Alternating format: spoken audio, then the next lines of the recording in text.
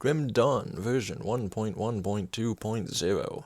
The latest patch is now live and everyone can flame it if they are so willing, as I am.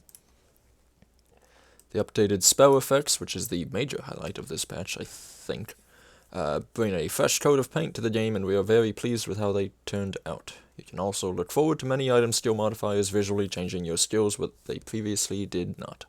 Enjoy! Version 1.1.2.0, major new features. The Shattered Realm continues to destabilize with the introduction of 5 new levels, and like the good playtester that I am, I haven't tested any of them. Several older skill spell effects have been updated to meet our modern standards. See the art section for details. It's down here. We'll get there. Many item skill modifiers with 100% damage conversion have been updated with new spell effects, which is a highly requested feature, and they all had to be made manually, so thank you very much, Santai, and whichever other devs work on that. Some older item sets have fallen behind their more modern brethren. We took this patch as an opportunity to redesign them and bring a new life to their gameplay. We hope you enjoy the following revised sets. Blood Ragers, Mythical Blood Ragers, Estrandra, Mythical Estrandra, Clairvoyant, Mythical Clairvoyant, Olzuins, Mythical Olzuins. Blood Ragers wasn't hugely changed to my knowledge. It is fairly similar to what it was, just a little bit of tweaks here and there. Estrandra's is no longer Estrandra's Elemental Exchange, Inner Focus, and what was it, Mavens? It's now Mirror of Ariadnes and Trojan Stryshard, and the relevant modifiers. The Clairvoyant is now a Doombolt Aether Ray set? I don't know. I'm not super enthused about this, but it's whatever. You can do some wacky stuff with it, like 6 meter radius Doombolt. Actually, I think you can get 6.5. I'm not sure about that. And Olzuin's avatar went from a Fire Strike set to a Canister Bomb set, which is pretty nice, because Canister Bomb needs all the help it can get. And Fire Strike is... or two-handed ranged Fire Strike is definitely not in a sour spot without Olzuin's. There's plenty of alternatives, even if the forums say otherwise. Okay. Shattered Realm. All of that hard work, and I auto-scrolled up. Boss spawn pools have been updated to smooth out progression and reduce nasty combinations, particularly at higher shards. Certain bosses can no longer appear in multiples, such as Grava, and I believe Alex, and Kaizen, and questionably the Iron Maiden? I don't know about that. Adjusted loot distribution curve such that loot quality starts out considerably higher before arriving at its previous values at shard 60+, so in other words, it's better to do low-level shards if you can't do higher ones. Reduced monster health scaling with shard at lower shards, arriving at its original values by shard 60, so again, it's easier to do lower-level shards if you can't do higher ones. Adjusted monster physical damage scaling with shards, so that it scales slower than other damage types, which is kind of a buff to casters primarily. There was a lot of talk about the not overabundance, but the over-necessity of armor, and this is a means of curtailing that necessity. Chunk exit portals are now always visible on the minimap, regardless of the distance from the player, thank God. The background bitmap of the Shattered Realm UI no longer prevents mouse input, thank God. The Splendors of the Shattered Realm now has a vendor to buy potions and sell items. In addition, this vendor sells the Shattered Realm legendary set when you reach sufficiently high shards, so that you no longer need to complain about the Shattered Realm set taking up your loot rewards as you cash out. I don't know who would complain about that, but evidently people have. The Shattered Realm legendary set no longer drops from loot chests. I just talked about this, as it is available from the new vendor. Instead, additional crafting materials drop. Yay! Fixed a number of locations where players/monsters can get stuck beneath terrain. If you run into other such locations, please report them as a bug with a screenshot of the area, and Almanaxi will probably solve them within 5 minutes. Fixed an issue where bosses were not properly reset after restarting a Shattered Realm run, resulting in excess spawn pools. No, resulting in excess spawns on the boss level.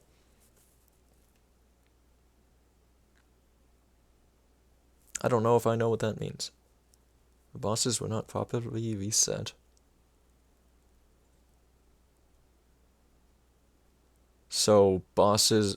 Does that mean enemies would be... Regular enemies would be deleted, but bosses would remain behind, and you would have like 17 bosses on a boss shot? That's pretty funny. Fixed the information on mutator icons sometimes being incorrect. No idea what that's in reference to. Art. Updated the devotion skill effects for Rowan's Crown's Elemental Storm. Rowan Crowns. Shouldn't it be Rowan's Crowns. Whatever. Elemental Storm to be less obtrusive and reduce blowout. Updated visual effects on various shield skills, such as Maven's Sphere of Protection, so that they are much more subtle and less prone to blowout when overlapped with updated or with other effects. Blowout, for those that don't know, because there were some on the forums, is just referring to a bunch of particle effects overlapping and looking like a light bulb that's about to blow out, hence the term. So, a very bright white orb on your screen is what these effects used to do, and they no longer do. I believe the new Maven's effects in particular is kind of just a distorting shimmer around your character. It looks pretty neat. Updated effects for everything. Blade Arc, Bloody Parts, Counter-Strike, Force Wave, Grasping Vines, Grenado, Phantasmal Blade, Stunt Jacks, Warcry, Vindictive Flame, various lightning-based skills so that they are a bit flashier, such as Doom Bolt, Aether Bolt, and other miscellaneous lightning strikes, and textures and cast effects for beam skills such as Albrecht's Aether Ray. I don't know if that applies to Flames of Ignifar, but I think everyone is predominantly happy with these effects. I haven't seen the Blade Arc one, or the Bloody Parts one, but I've seen most of all of the rest, and they are pretty dang cool. I think Force Wave would be my favorite. I'm not actually overly fond of these two, but people seem to like them, so I'm not going to bother complaining. These are very cool. These are very cool. I should probably make a Blade Arc character and try it out. And a Bloody Parts character. I'm sure I'll see Bloody Parts whenever I level another occultist, because I always use that while leveling. Changed shaders on Drain Essence to reduce blowout, see above, in bright areas. Changed shaders on Chaos and Vitality weapon trails to reduce blowout in bright areas, see above. Tech. Fixed a crash caused by objects and levels loading and unloading for clients and multiplayer sessions. Sure. Fixed a rare crash. Get this X out of here. Related to beam type skills. Example, Drain Essence. Fixed a rare crash related to channeled skills. Is there any difference between those two?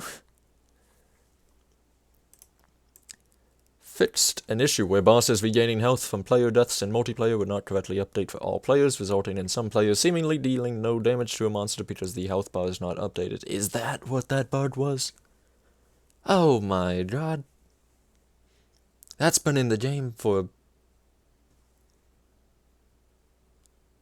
I remember first seeing that bug when Karaz was added in Dark Veil Gate. And we couldn't escape from Dark Veil Gate. We couldn't reach the hills of Astrakhan, or the mountains of Astrakhan, or Astrakhan Valley, whatever it was called. That is an insanely old bug. Thank goodness it's fixed. Really annoying in multiplayer. Fixed an issue with whirlwind type skills. I guess that's an example of a channeled skill that isn't a beam. Example, Eye of Reckoning, would sometimes not respond when clicking in an unreachable position. Neat. Fixed an issue where devotion shrines would not grant experience if the player was at...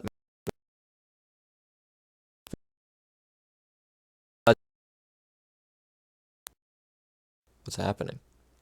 Fixed an issue where certain hotkeys would work inside the devotion skill window, such as toddling loot.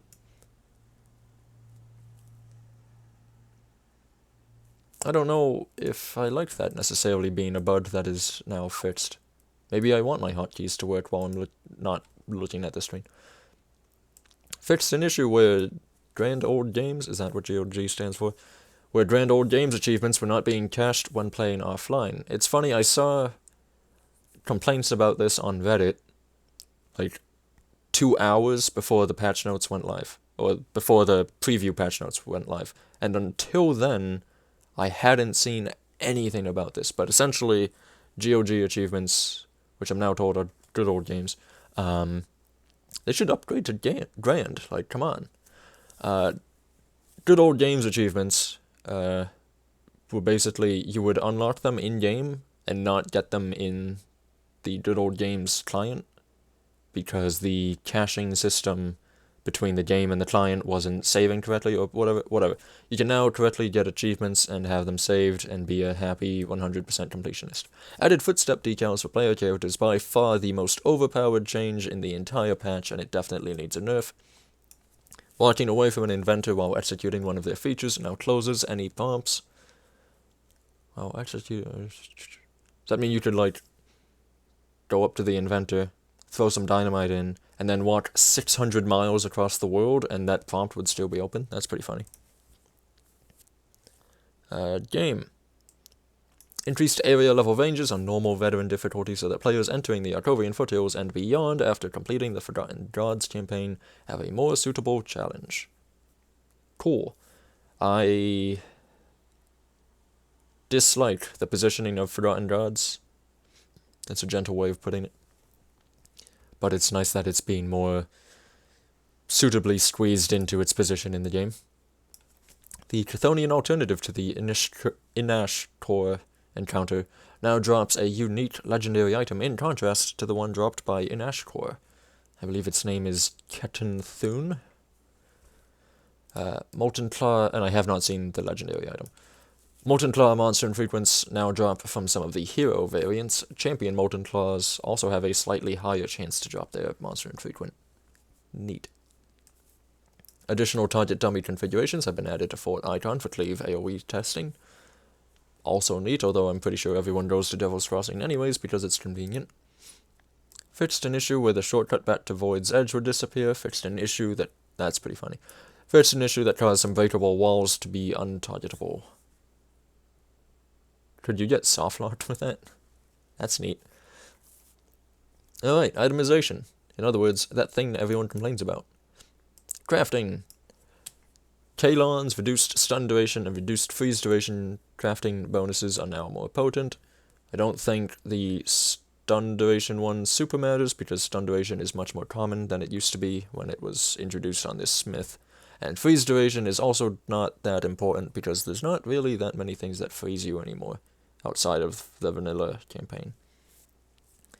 Agalon's slow resist crafting bonus is now more potent. That's questionably useful depending on your build, but you're probably still going to opt for % armor in every situation. Absolution reduced % shield recovery time to minus 35%.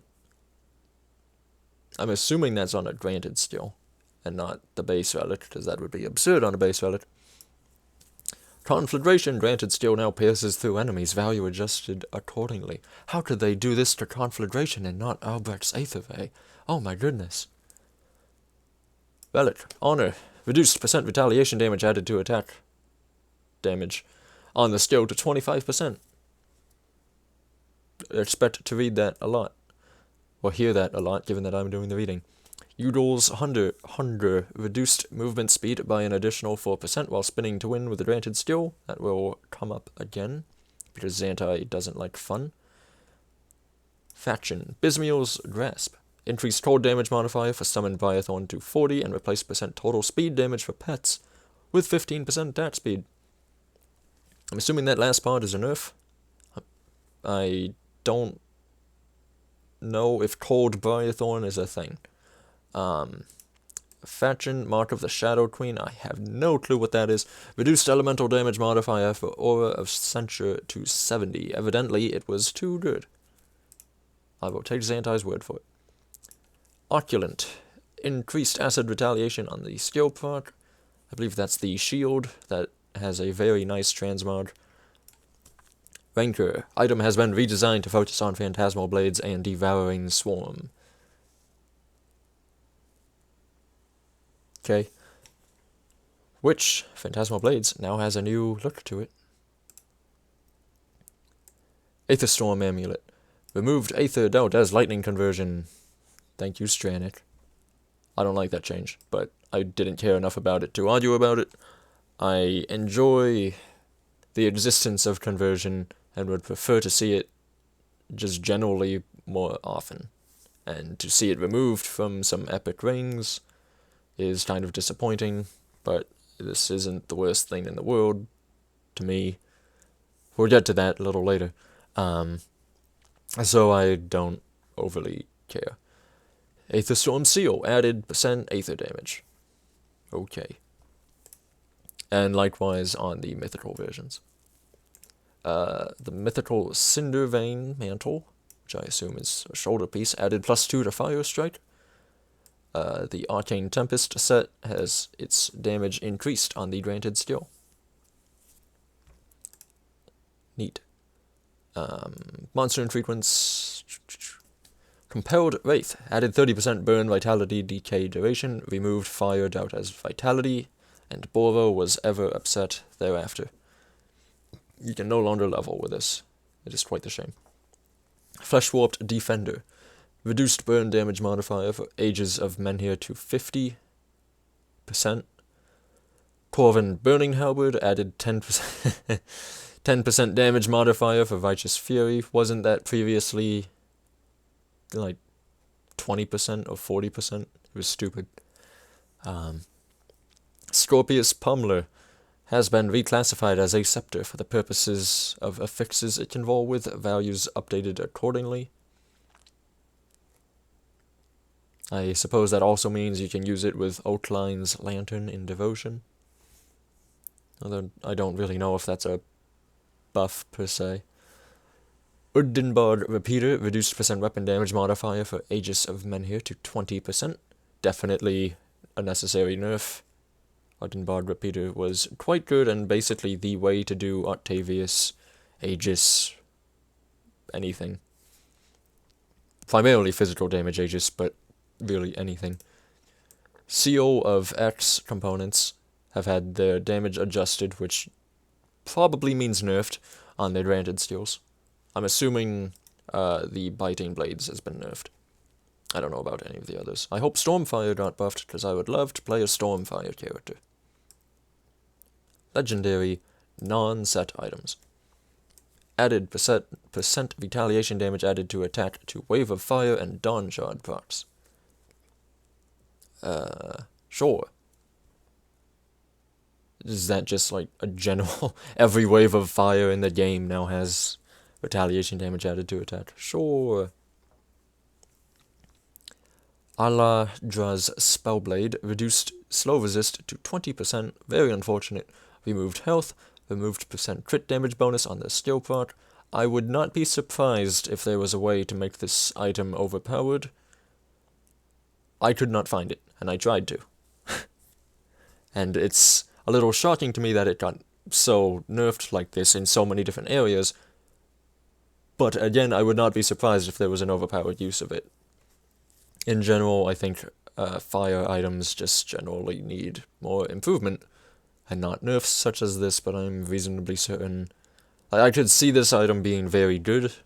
I never made it, so... Avatar of Order reduced fire retaliation to 260.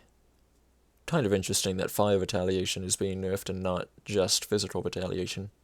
Fire Retal kind of needed some help, as did Acid and Lightning. Less so Acid and Lightning. I'd say Fire more than most needed help. Kaladra's Visage removed % physical retaliation damage. Interesting. Very interesting, actually. That. I wonder if, in the patches to follow, we will see Kaladra's quote-unquote monster infrequent become more of a traditional physical attack damage item, or if it will still attempt to be a hybrid physical attack damage and vital damage to attack item. I hope for the former, because I don't especially like retaliation damage in its current state. There's too many issues with offensive and defensive ability mechanics, as well as resist reduction and just general itemization for me to really enjoy building such characters. But as probably everyone knows, it was the way to build characters, so it's unsurprising that Kaladra's got so nerfed. Cinder Touch reduced lightning damage modifier for Eye of Reckoning to 4 damage to 32 damage. It's pretty whatever. Conduit of Blanked Whispers improved or revised many of the modifiers granted by this series of amulets, and we will get to those at the end of the patch. Notes. Dawnshard Halberd added 33% all retaliation damage, replaced bonus to full spread with +3 to temper. I suppose that's a buff to the item, but I would like more plus to full spread, as that it's not terribly easy to maximize, as in 22 out of 12 full spread. It's actually reasonably difficult, and there's only a few item setups that can get you there.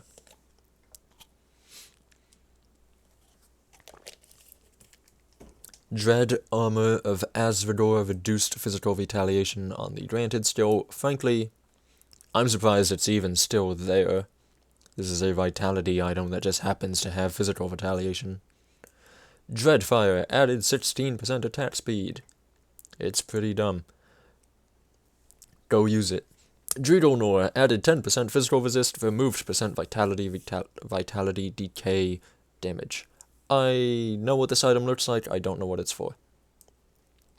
Gildor's Guard reduced physical retaliation and % all retaliation on the skill proc. See Kaladra's for physical retaliation nerfs. Gildor's Pulverizer increased % cooldown reduction to 16%. That feels more like a consistency change than necessarily an intentional buff. Removed % physical trauma damage and bonus to cadence. Added elemental damage dealt as Pierce, and +2 to Nightblade skills. I'm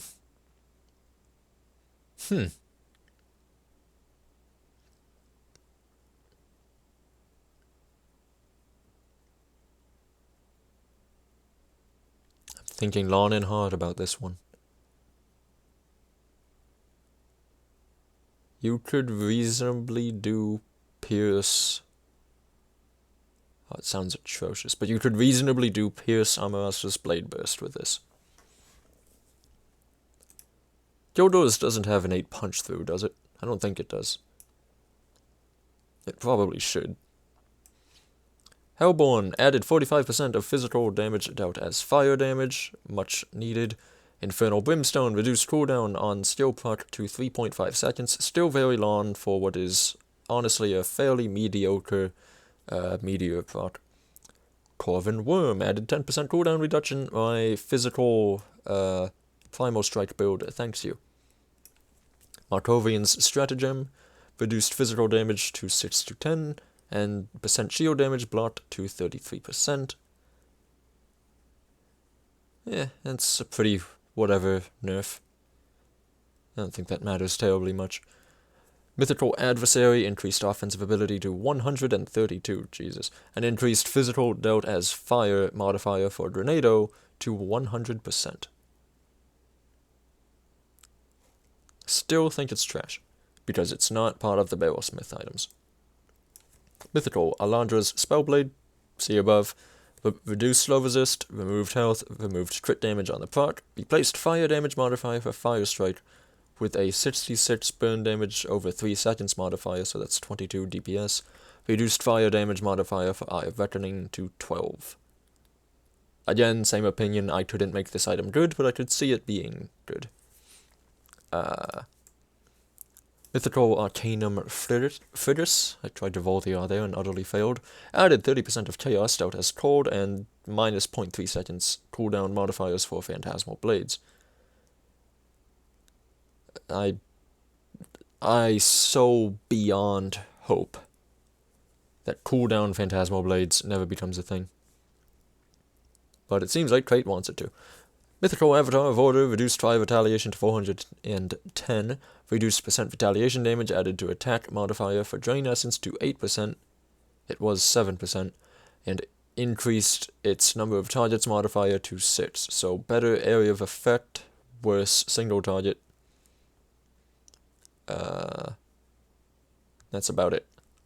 So pretty strong nerfs to what was most definitely an overpowered item, which was then brought to be only significant. It went from significantly overpowered to definitely overpowered, and now it's just questionably good. In my opinion. No, I wouldn't question it. I still think it's good. It's questionably how good is it. That's not English. Mythical Avenger of Karen. Reduced percent all retaliation damage to 66%. Also pretty whatever. Mythical Bane of the Winter King. This is still an Aether Resist item. with +1 to Soldier. Granted, it's still nice to have the physical retaliation. Does it? Wait. I might have to Grim Tools this. I know it gives physical retaliation to Menhir's Will, which is awful.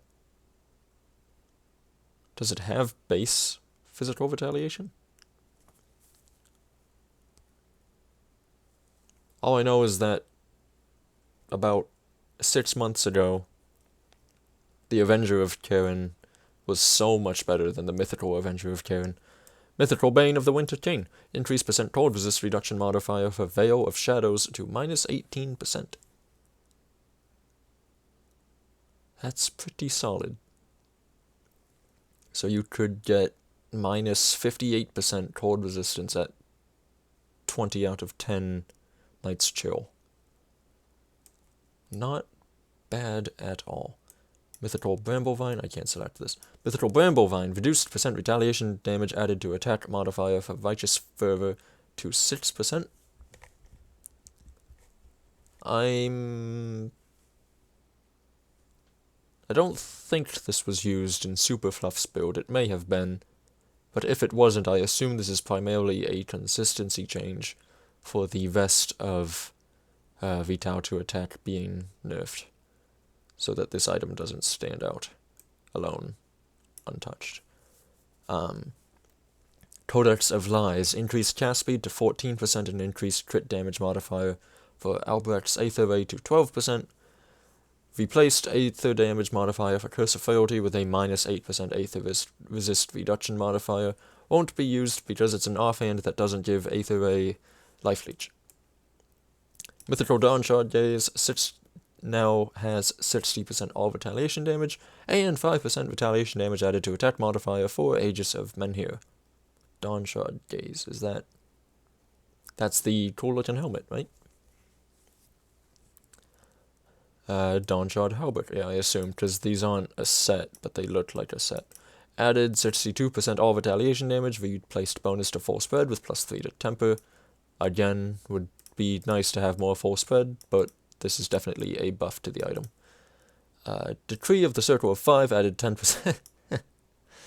Added 10% attack speed, because that's what Bone Lance needed. It isn't, by the way. Mythical Dread Armor of Azragor reduced physical retaliation on the granted skill.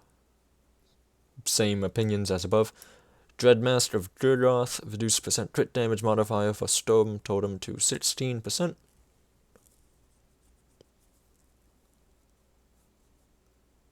I guess this may have been used. I'm not admittedly up to snuff on my Storm Totem builds. I don't know. I know that Light's Defender isn't fantastic for Storm Totem, but I still would wager you would still use it in 4-piece rather than using Dreadmaster of Gurgoth, but maybe I'm wrong. So I'm in the situation in which I'm not wrong. I'm not sure this nerf was necessarily needed.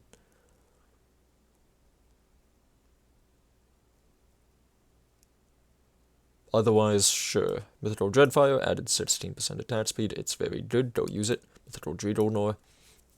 Oh, that's a long set of words. Added 12% physical resist, increased percent all retaliation damage to 215. Removed vitality and vitality decay percent damage. Replaced modifiers for Blood of Jade with 100% health regeneration and 400 acid retaliation modifiers. Increased percent retaliation damage added to attack modifier for Judgment to 22%. So it's an acid damage Sentinel two-hander. You can get a lot of physical resist with that and aspect of the Guardian. Maybe I'll try out Dragonor. I do like the look of it. Executioner's Judgment increased percent physical doubt as Cold modifier for Cadence to 100%. Thank you very much. I'm still not going to use it, but that was definitely necessary. Fate Weaver's Mantle added +2 to Static Strike. I assume that's being done because Shoulders lost the Static Strike modifier that was formerly on Ozuin's shoulder pads as a result of the Ozuin set rework. And those shoulder pads were one of the few places that actually had Static Strike bonuses, so that needed to be re-added somewhere. But so far, I haven't seen full spread being added anywhere. Mythical Final Stop, I've seen this coming. Reduced percent retaliation damage added to attack modifier for Smite to 15%. Yeah, I believe this is what Super Fluff used, not Bramblevine. And reduced percent retaliation damage added to attack on the granted skill. No surprises there. Mythical Girdle of Stolen Dreams added +2 to decomposition. Interesting. Mythical Glyph of the Storm Witch added +2 to Canister Bomb. Also interesting. Isn't this a Aether? No. It's something involving elemental damage and Aether. Or lightning damage and Aether. But I don't know which way it goes. In which case, either way, I'm very confused about why this would benefit Canister Bomb. Because neither one of those, because you wouldn't be able to convert the lightning Canister Bomb given by the transmuter. Because of conversion only happens once. This is very perplexing. Hellborn added 45% physical damage dealt as fire, and 175% all retaliation damage, thank you. Infernal Brimstone reduced the cooldown on the steel part to 3.5 seconds. See above, the part is still mediocre. Corvin Worm increased offense ability to 90, added 12% cooldown reduction, and increased physical damage modifier for Primal Strike to 180. Again, my physical Primal Strike build, thanks you. Leviathan added 5% attack damage converted to health modifier for Amaras's Blade Burst. Not what this item needed, but it's there, and who can complain? Markovian Stratagem, reduced physical damage modifier, reduced physical damage to 11 to 16, and percent shield damage blocked to 40%. Not terrible changes, also not terribly significant changes. Nadon's Reach added +4 to Circle of Slaughter and increased offensive ability to 90. Increased bonus to Soldier Inquisitor skills to +2. That is quite an item. That's not terrible. Probably better.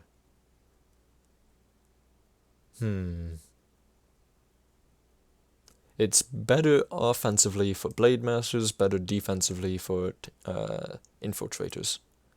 I don't know which way the item necessarily needs to go. If I were to do it, I would probably use an Infiltrator setup. Mythical Nidala's Lead Wraps added 62% all retaliation damage. Sure. Nightshade's Reach increased percent attack speed to 22% and percent cooldown reduction to 15%. Another pretty good Amarasta's weapon.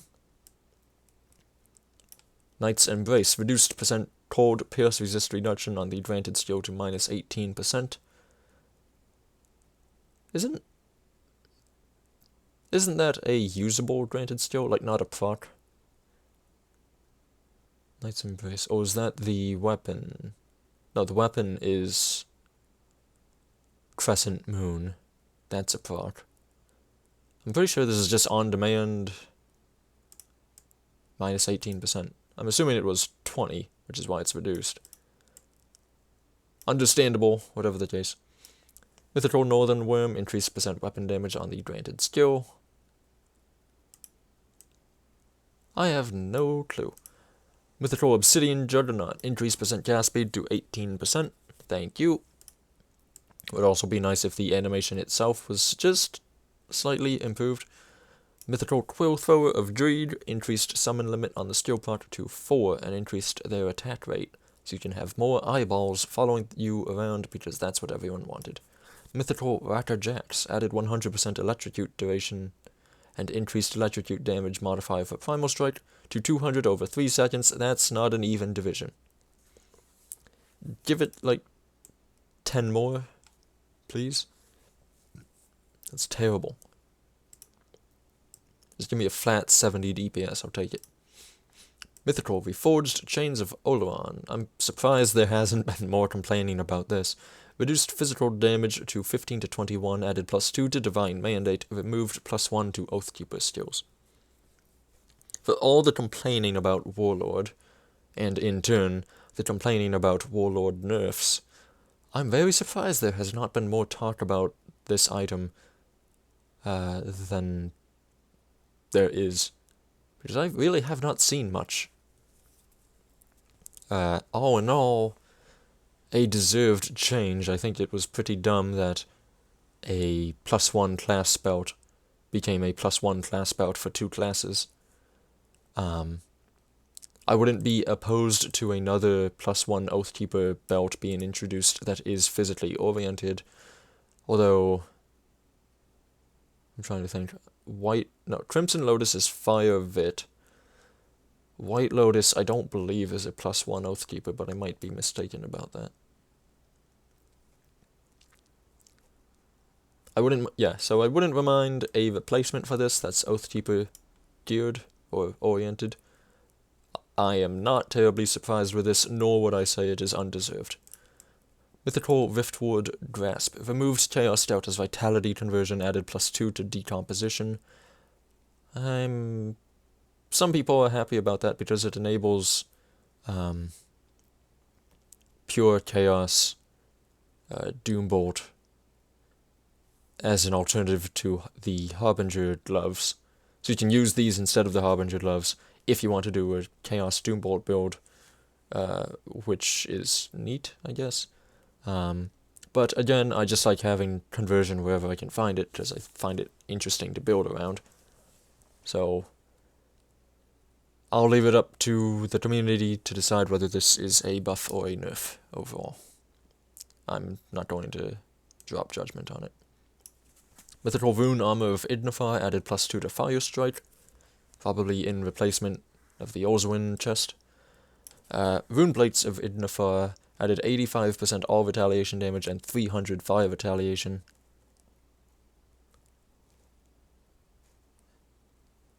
That's...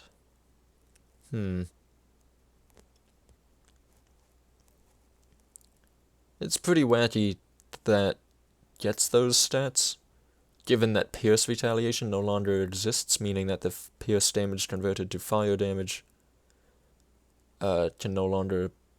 Well, not can no longer, but can't be used for the sake of retaliation. But whatever, I suppose. It's there, it's a buff to fire retaliation, so can't complain if you're looking for fire retaliation buffs, which I am. Speaking of which, Mythical Sash of the Immortal Sage got 380 fire retaliation. Yay. Scion of Bitter Winds. Added skill proc with a debuff that reduces % cold and acid resistances. Reduced cold damage modifier for Drain Essence to 25 to 50. I assume the damage reduction is in lieu of the resistance reduction addition. Try to keep track of all that.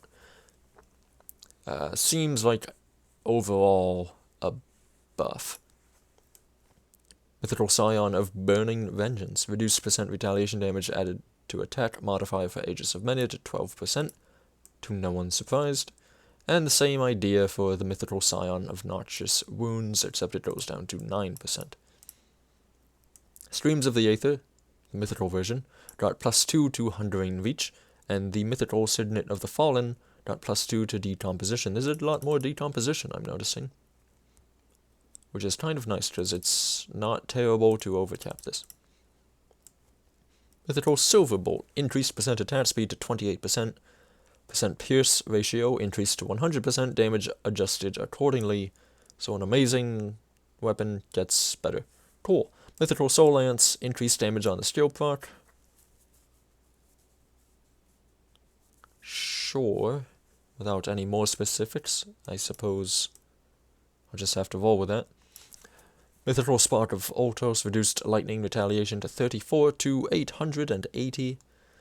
I love lightning ranges. Mythical Storm Cage Lead Guards added 75% all retaliation damage and +2 to Raging Tempest. Very interesting.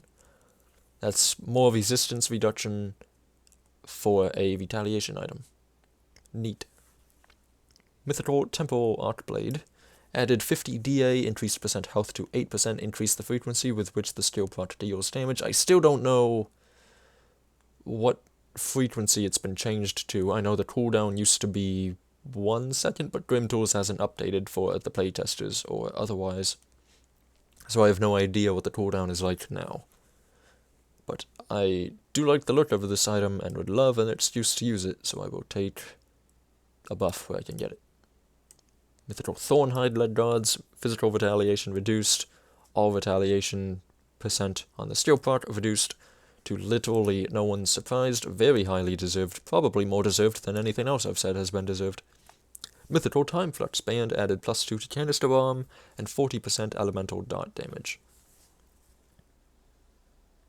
That's something I wanted to ask Xantai about. I am curious whether this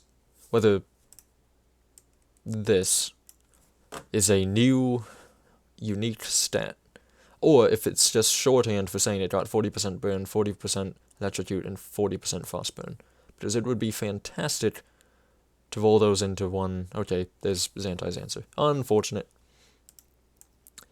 Mythical Time Warped Walker. It's such a stat bloat to read all three of those stats individually, but whatever.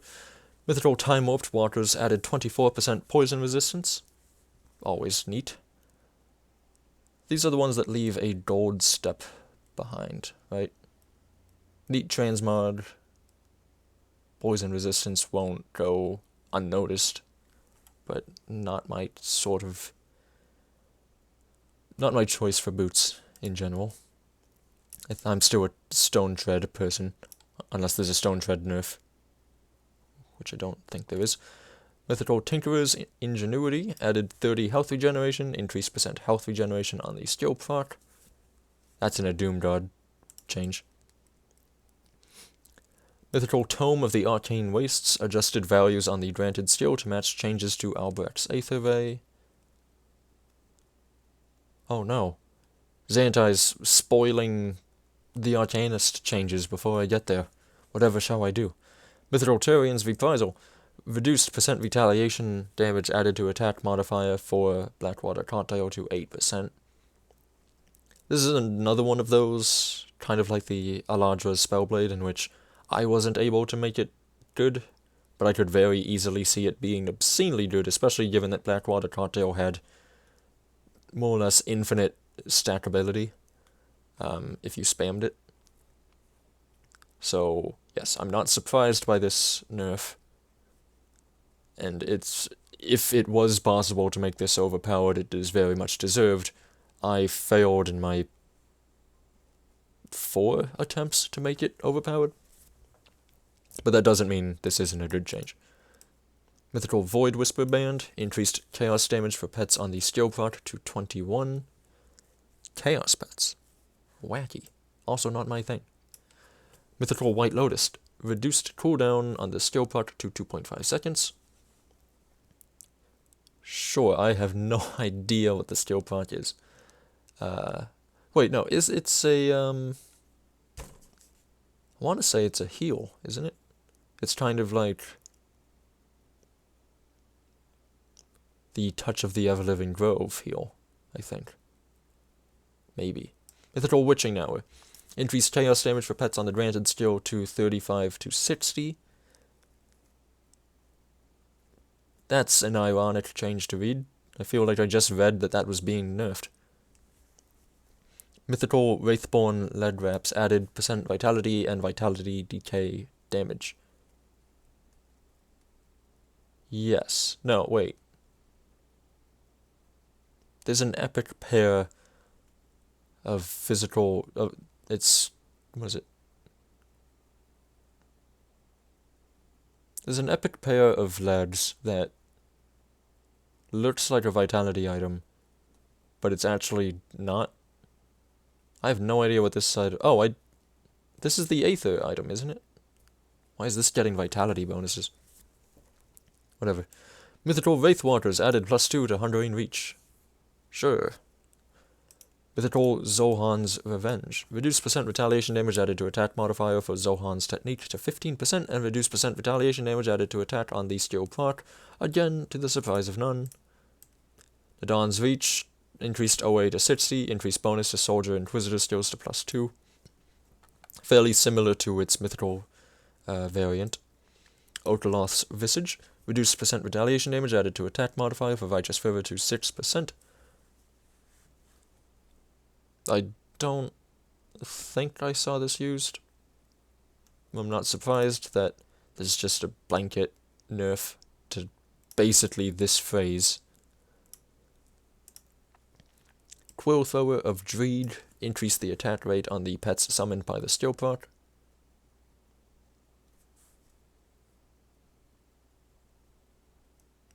Oh, okay. Increase the attack rate. So the mythical version gets the summon limit increase. The non-mythical version just gets the attack rate increase. Well, the mythical version gets both. The non-mythical only gets attack rate. Okay. Ratchetjacks added 50% electrocute duration. The Forged Chains of Oleron, damage nerfed. Riftward Grasp, removed Chaos Doubt as vitality. We've been over a lot of this. Runeplates of Ignifar, 5 retaliation. Sash of the Immortal Sage, 5 retaliation. We've been over that. Scion of the Bitter Winds, replace skill proc with a debuff that reduces % cold and acid retaliation, or % cold and acid resistance. We've been over that. Silverbolt, Pierce ratio increased 100% damage adjusted accordingly, so it didn't get an attack speed improvement, which its mythical version did. Soul Lance increased damage on the steel proc and reduced its cooldown. Again, I still have no idea what that proc is. Temporal Arcblade increased the frequency with which the steel proc deals damage. Again, I still don't know what the new frequency is. The Grey Knight increased internal trauma damage to 44 and added 80% internal trauma duration. This isn't bad. This is lackluster. This is lackluster. But this is really not bad. That's pretty good, actually. The Pummeler reduced internal trauma damage modifier for Aegis of Menhir to 40, and its % retaliation damage added to attack modifier to 8%, to the surprise of literally no one. Thornhide Leadguards got the same treatment as its mythical variant. Tinker's Ingenuity added 20 health regeneration, and it didn't get the increased health regeneration that the skill proc of the mythical version received. Tome of the Arcane Wastes adjusted values on the granted skill to match changes to Albrecht's Aether Rays, anti-spoiling things again. Totally normal shield. Who's putting spoilers, actual spoilers, into the patch notes? Come on. Reduced totally normal % internal trauma duration by 20%, and removed totally normal % shield damage blocked. Those are some totally normal changes to a totally normal spoiler that are totally fine. Venom Lance reduced cooldown on the skill proc to 1 second. Sure. Legendary set items. Oh boy. I'll drink for this.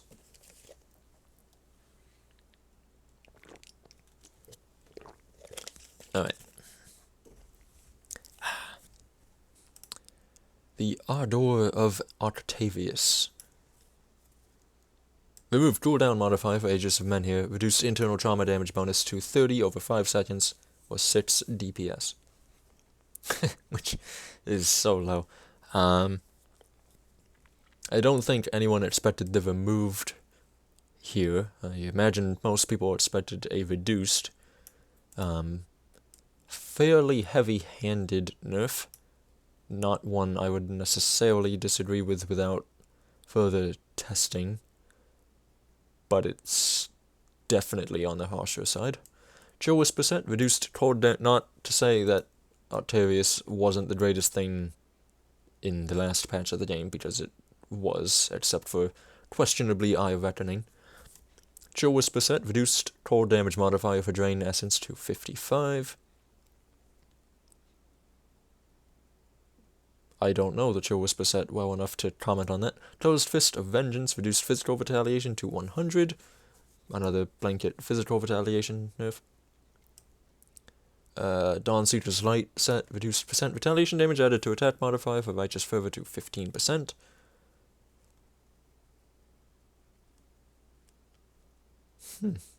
I didn't know that bonus was even on there. That's interesting. I liked that set. I don't like the weapon on it, but I like the set. Death God set increased percent increased percent physical resist to 15% and increased acid damage modifier for Bone Harvest to 140. Okay, so that's its only increase to defenses. I think it could use some more DA. Increased acid damage modifier is whatever. I mean, it's not bad, but I don't know if you can make with a skill modifier. I imagine you can't change how much you get from, I don't know its name, how much you get from the buff as a result of using Bone Harvest. If you could, that would be kind of the change to put on Death Guard. But instead of this, but I imagine you can't actually do that. Deception of Dreed increased acid damage modifier for Eye of Dreed to 70, trying with all of their might to make spam Dreed's Evil Eye better. We'll get there. Why does it let's say Eye of Dreed and not Dreed's Evil Eye? Like, there's no evil here, come on. Mythical Mantle of Dreed. Added 25% of Vitality Doubt as Acid, replaced percent Poison Resist with 20% Pierce Resist. This is probably what I'm most happy about. This is curious. And you get 50% conversion with the chest piece, which I can't highlight for some reason. There is Vitality on Dreed's Evil Eye on the line, so that is notably more acid damage. But I, of course, am considering alternative means of using this. I suppose you can't use it with Radigan? Though I don't know the Radigan pieces that well. I'm pretty sure Radigan has shoulders. I don't know if it has a chest. So you can't stack it that well with Radigan, I'd imagine. Hera's Artifice set. Removed Chaos Doubter's Cold modifier for Phantasmal Blades. Added 25 cold damage modifier for Stun Jacks and increased the cold damage modifier for Calidor's Tempest to 85. I know people were happy about this. I don't really know why they were. I don't understand why, rather. Hera's Hood increased cold damage modifier for Calidor's Tempest to 44 and reduced its attack speed reduction to 15%. Added 8% crit damage modifier to Stun Jacks. Hera's Ward reduced cold damage modifier for Phantasmal Blades to 12 and its attack speed reduction to 15%. Sounds like a consistency change with this. I don't really like Hera's set. I think it's a neat idea, and I suppose I applaud Crate for trying. I don't really like the result at all. Mantle of Dreed, I can't highlight it. Added 25% of Vitality Doubt as Acid, replaced Poison Resist with 18% Pierce Resist. Again, this is the highlight for me. Markovian's plate mail replaced fire resist with 28% poison resist. Wasn't this some obscenely high value? Markovian's visor replaced cold resist with 22% elemental resist, which would somewhat make up for the loss of the fire resistance here. Mythical Beast Caller's Cowl added +2 to Ground Slam, and if I'm not mistaken, there were other Ground Slam changes down in the Shaman section, so this might be more valuable than it'd seem at first. Mythical Closed Fist of Vengeance had its physical retaliation reduced to 180 and percent all retaliation reduced to 40%, not unlike that of the non-mythical version, which is up here. Mythical Dawnbreaker's Sledge. Reduced percent retaliation damage added to attack modifier for Righteous Fervor to 6%. So, an awful mace that I despise is made worse. Mythical Light's Defender Helm. Reduced lightning damage modifier for Storm Totem to 16. Mythical Markovian Plate Mail and Visor. Same treatment with bigger numbers as the non-mythical versions. Mythical Shoulder Guards of Justice. Replaced percent lightning resist with 18% aether resist. Fairly curious change. Not necessarily a bad one, though. I'd assume not a bad one, because lightning resist is fairly common if you want to go out of your way to get it. Rage of Adrivix set. Replaced fire damage modifier for Vindictive Flame with aether damage, and increased its percent cast speed modifier to 10%, added a -15% fire resist modifier for Siphon Souls.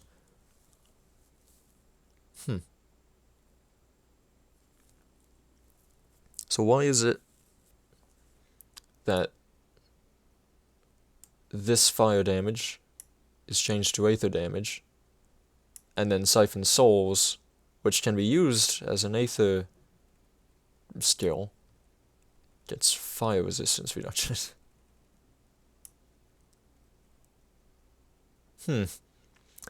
Razin's Torment set.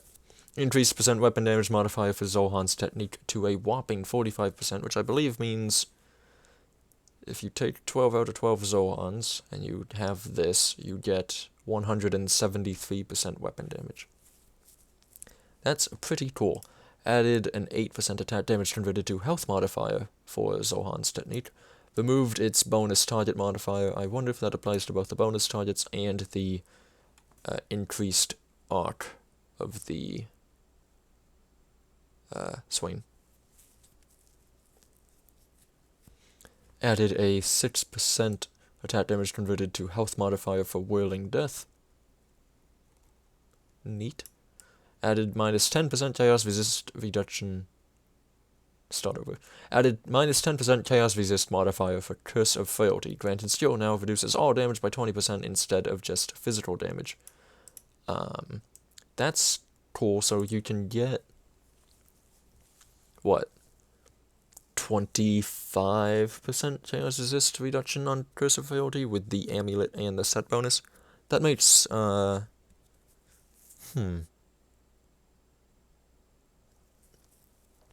that makes 4 out of 4 Razin much more valuable than the 3 out of 4 Razin that I was suggesting to everyone.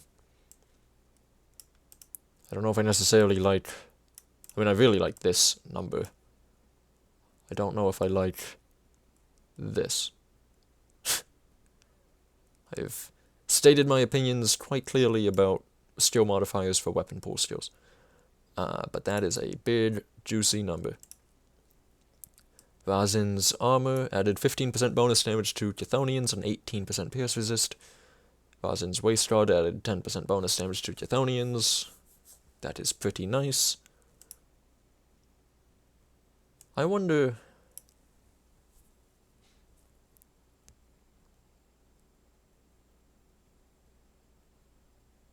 I'm doing some wacky, math in my head right now. I wonder how good Razin Infiltrator would be. Especially for farming Bastion of Chaos.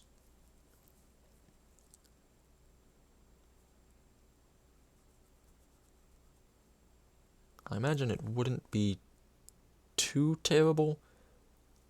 You would lose like this and the other Curse of Frailty modifier, but you'd get that back on Word of Pain anyways.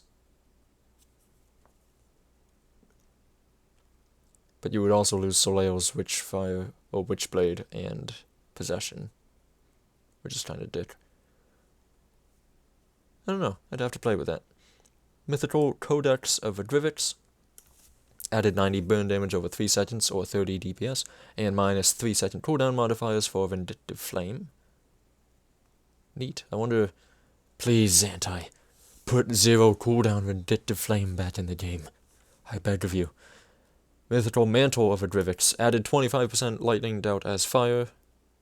I assume that's with the intent of Ozuin's Wrath, the Vindictive Flame modifier.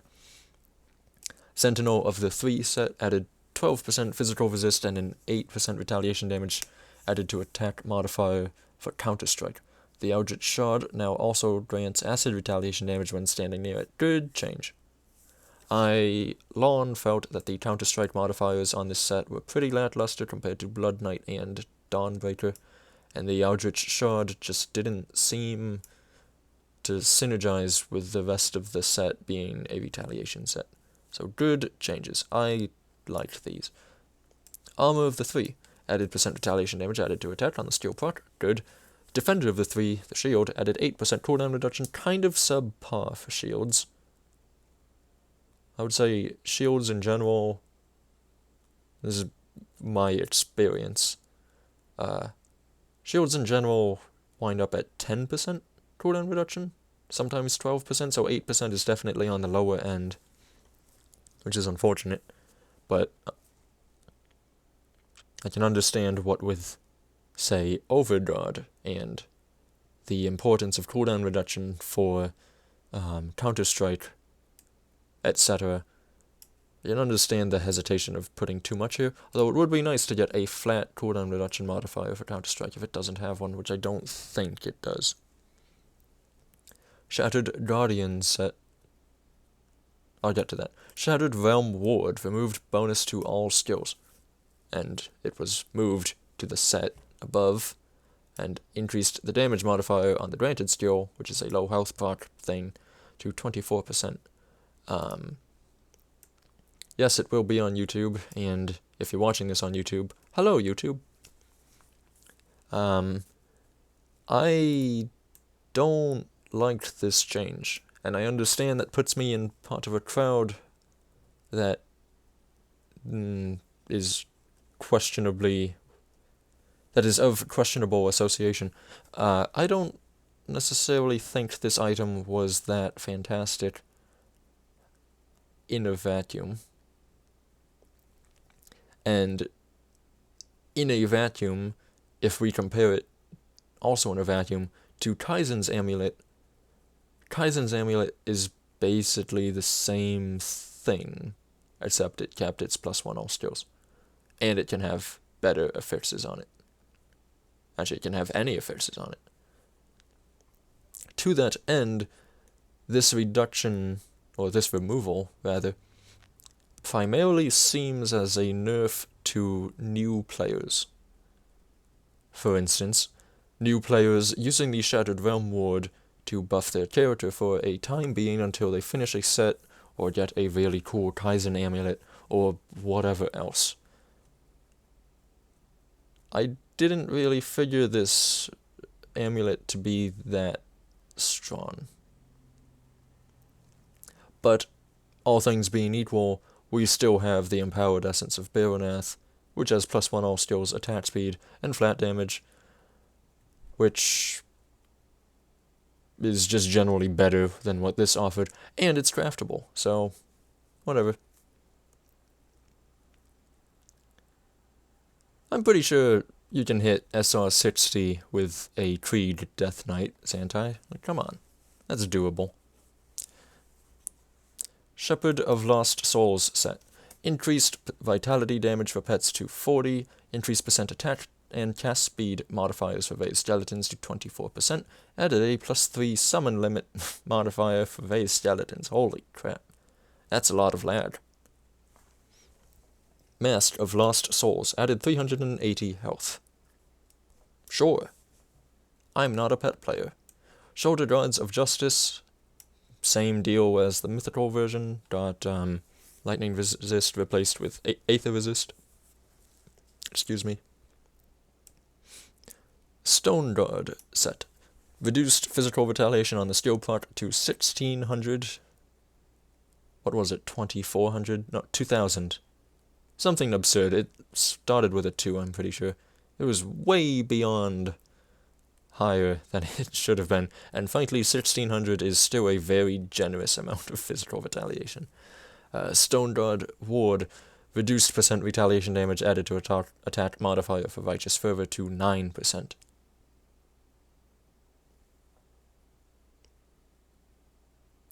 You can dual wield with a Stone Guard set.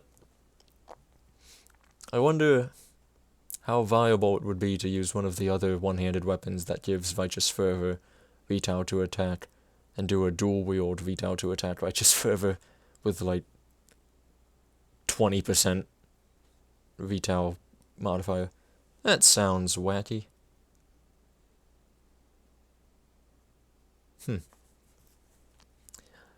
The Blight Lord set. Replaced percent attack speed reduction modifier for Ravenous Earth, although then again I want to say this triggers on hit, but it might trigger on block. If it's on block, that's unfortunate and kind of just ruins that entire plan of mine. The Blight Lord set. Replaced percent attack speed reduction modifier for Ravenous Earth with 20% reduced resistance over 1 second, and increased its fire damage modifier to 76. Granted skill is now a proc. Thank you. Increased percent OA and DA bonuses to 6%.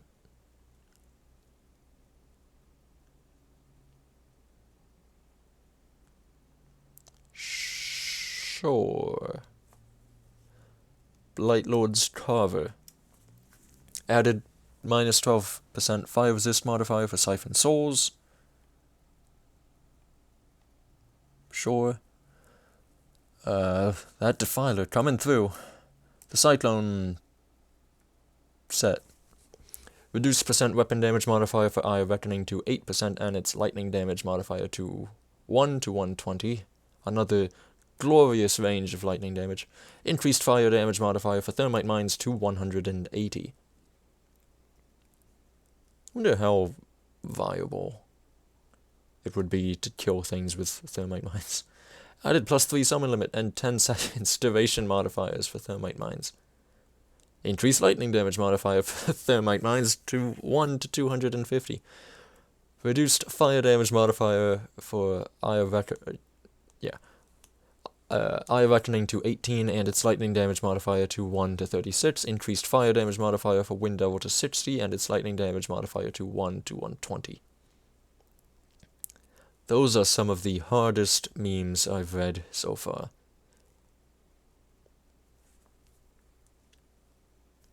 Understandable Eye of Reckoning nerfs. Really just whack-ass Thermite Mine buffs. I'm gonna have to do that.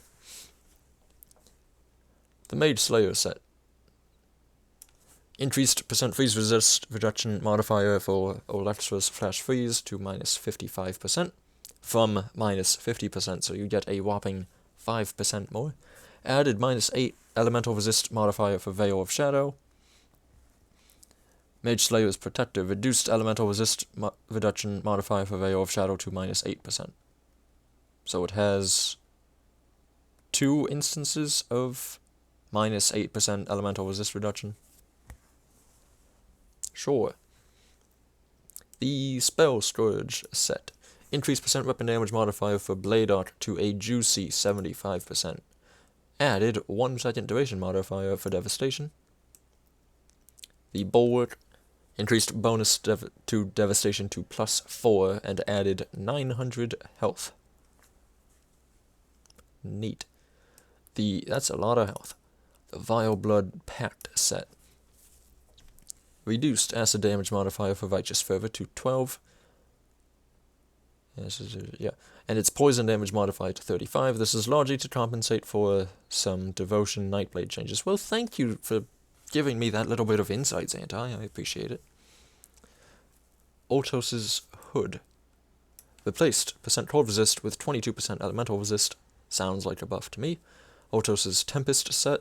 Added 70 electrocute over 3 seconds modifier for Primal Strike. What is it with Primal Strike getting non-uniform values of damage? You got 200 over 3 seconds, now it's getting 70 over 3 seconds.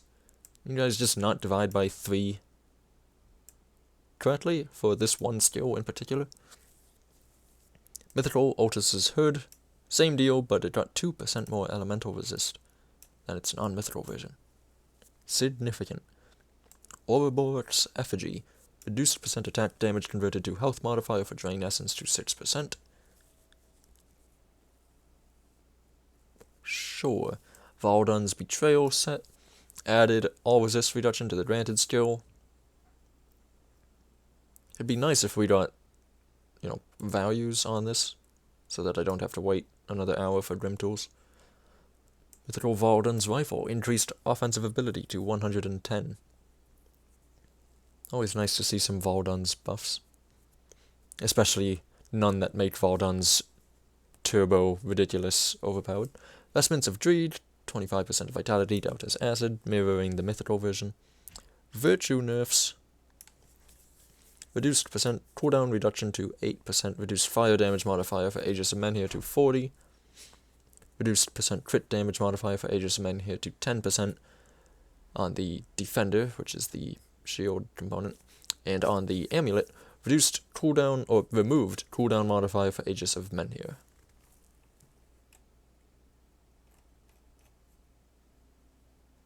Yeah, so both modifiers that removed that had cooldown reduction for Aegis are just deleted. Neat. I saw someone bring this up. This has nothing to do with these changes in particular, but it was brought up on the forums recently that it's really kind of awkward how there's not that many low-level, and by low-level I mean like level 50 and 75 legendaries that give +1 all skills to the expansion masteries, being Inquisitor, Necromancer, and Oathkeeper. I don't believe there's a low-level virtue set, which is kind of disappointing. But, there's a low-level Dreed set, there's a low-level Ultos set, there's a low-level Olzuin and Markovian and Iskandra set. But there isn't one for the Runebinder or Ouroboros or Virtue. Just throwing that out there. These changes themselves, fairly well deserved. Warborn Bastion set. Reduced % weapon damage modifier for Eye of Reckoning to 10%, and the mythical Warborn Gavel reduced the physical damage modifier for Eye of Reckoning to 24. There's a lot of Eye of Reckoning nerfs, and I've been talking more generally about a blanket physical retaliation nerf. The two are not connected. The Eye of Reckoning nerfs are happening because Eye of Reckoning is a unique skill that enables you to deal significant damage and life leech from that damage while kiting. Sigil of Consumption is really the only other skill that compares, but even Sigil of Consumption requires you to stop casting for a moment, and its damage is nowhere near as significant, nor is it scalable. It always deals 1 instance of damage per tick, whereas Eye of Reckoning deals multiple instances of damage per second, depending on your attack speed. So that's kind of the reason why I've been reading a lot of this and this. It's fairly well deserved because this is mechanically a skill unlike any other in the game, and that mechanical advantage is really just too potent. Ergo, the numbers that are operating behind that mechanic are being toned down, and I wouldn't be surprised if after this patch they will be toned down even further. It is very powerful when you know how to take advantage of it. Wild Hunt Vanguard set. Added +2 seconds duration modifier for grasping vines.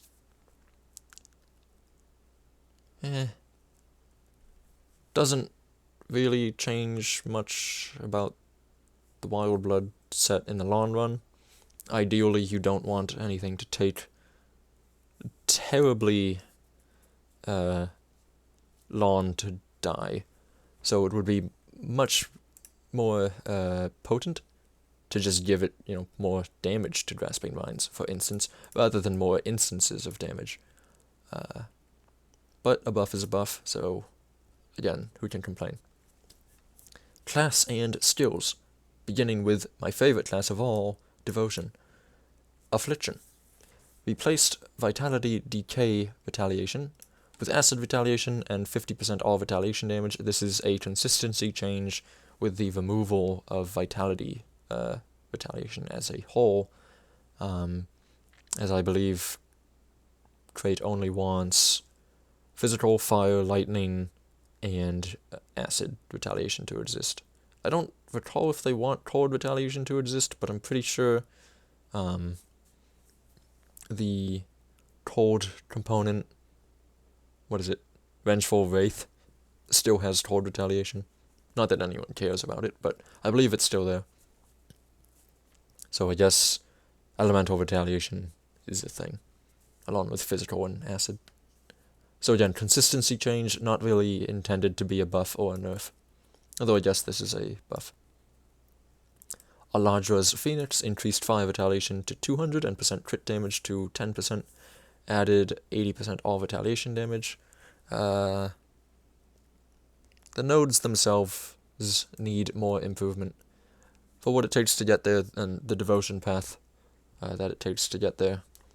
It's just a really awkward constellation that the bonuses feel all over the place, especially in the granted celestial power. I would just... I know every time I've said I would rework something, Xantai usually just bumps some numbers up fairly significantly, and that proves sufficient. But I would advocate for reworking Aladra's Phoenix. Which probably means it'll get a significant numbers increase instead. Blind Sage, increased % crit damage to 12%. Pretty whatever. Chariot of the Dead, crit damage is nice. It's not like Hungering Void has crit damage anymore. Blind Sage, increased crit damage to 12%. It's nice, it's not the most significant thing. Chariot of the Dead is missing a colon, and it got 15% stun duration reduction in place of that colon. Gallows, increased health to 160 and vitality damage to 8. That's above average damage, isn't it? Isn't average damage for T1 constellation like 6? And for vitality of all things to be above average, that's unusual.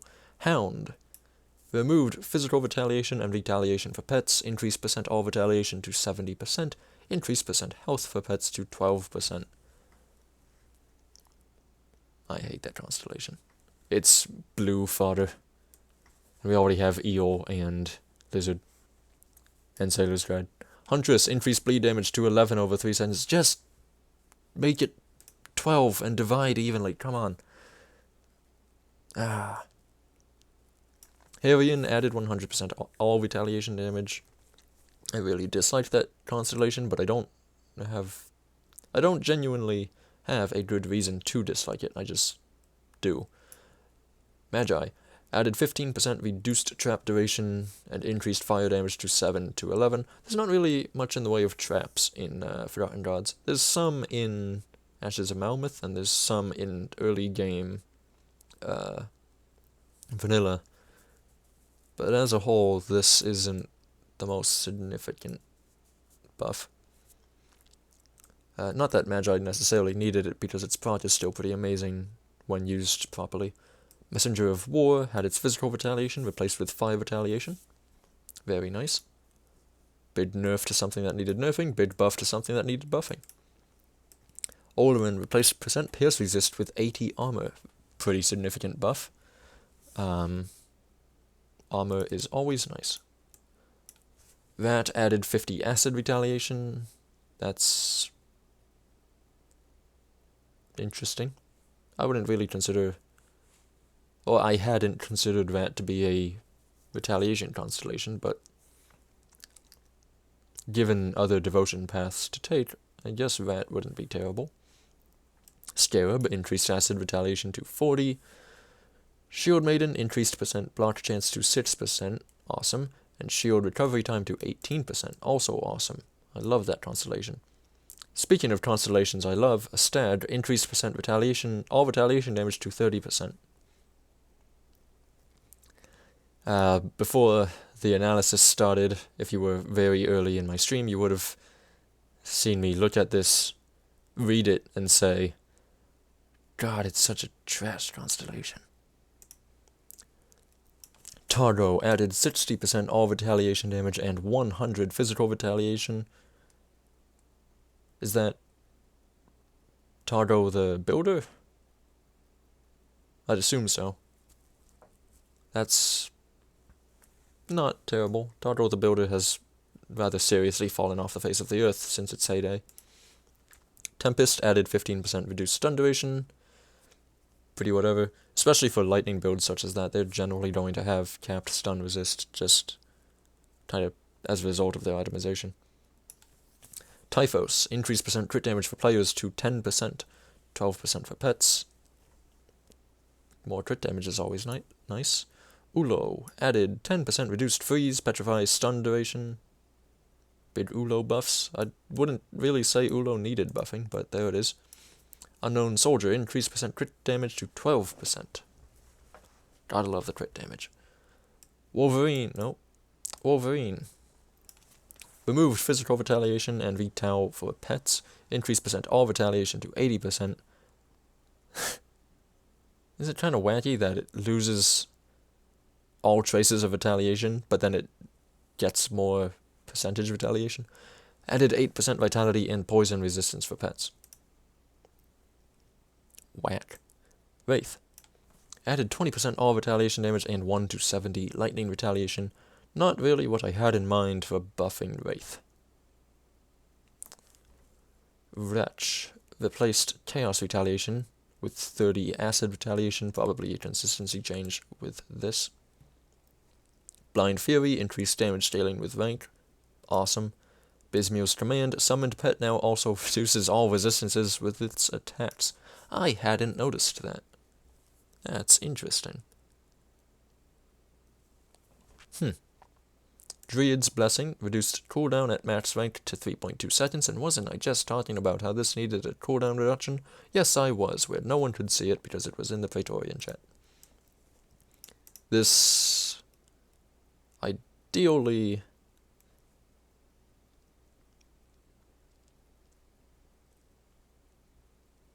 it won't be quite enough, in my opinion. The idea I like that we talked about was to give Druid's Blessing flat armor for its duration. I would also suggest giving it flat health regen, maybe like 35, 40 when you cap it, or more. But it just needs some survivability thing after the initial burst heal, and it really doesn't have that, and 3.2 seconds is still plenty of time in which to die without it. Fetid Pool, added percent retaliation damage added to attack. Neat. That's kind of the Blackwater cocktail situation. Fetid Pool can very easily stack on itself and deal now stacking with retail to attack. Neat. Hungering Void. Here we go. Duration is now static at all ranks at 20 seconds. Reduced baseline chance of activation to 33%. Scaling with skill cooldown duration. Reduced percent crit damage to 30% by max rank, and increased percent chaos vitality damage damage bonuses to 370% by max rank, and added matching percent vitality decay damage. Increased percent crit damage for pets by 2%. Get nerfed, nerds. Absolutely well deserved. Everyone who's complaining is wrong. Eat it.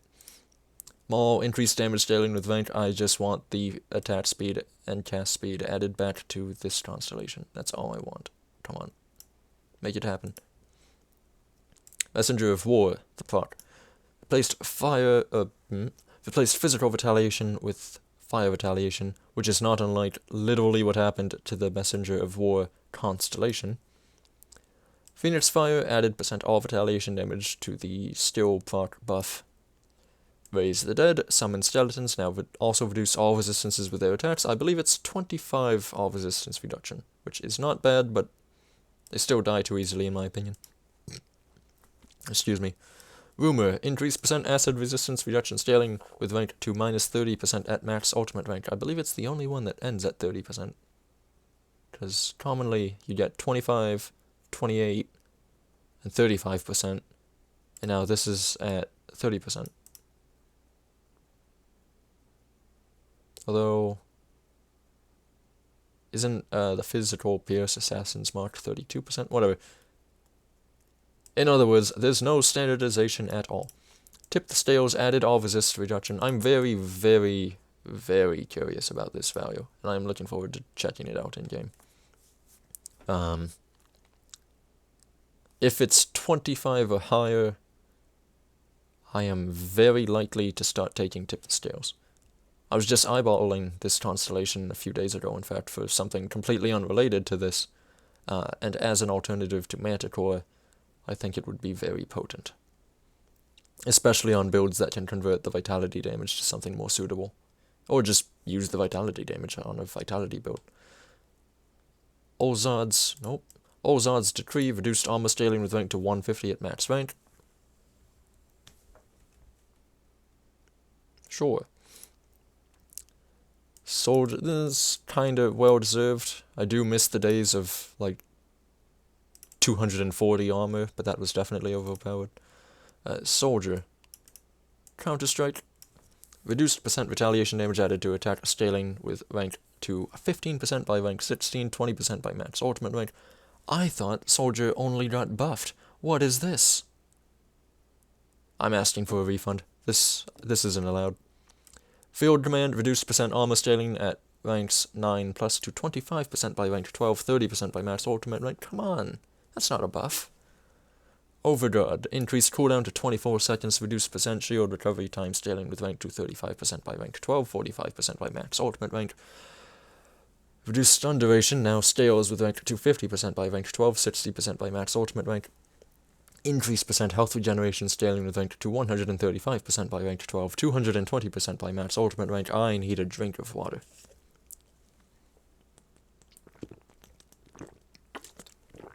Ugh, that patch note hurt to read. Not because I necessarily felt anything for Overguard users, because screw them. That was just long. Although, why is my soldier being nerfed? I don't get it. Montovian's Defense.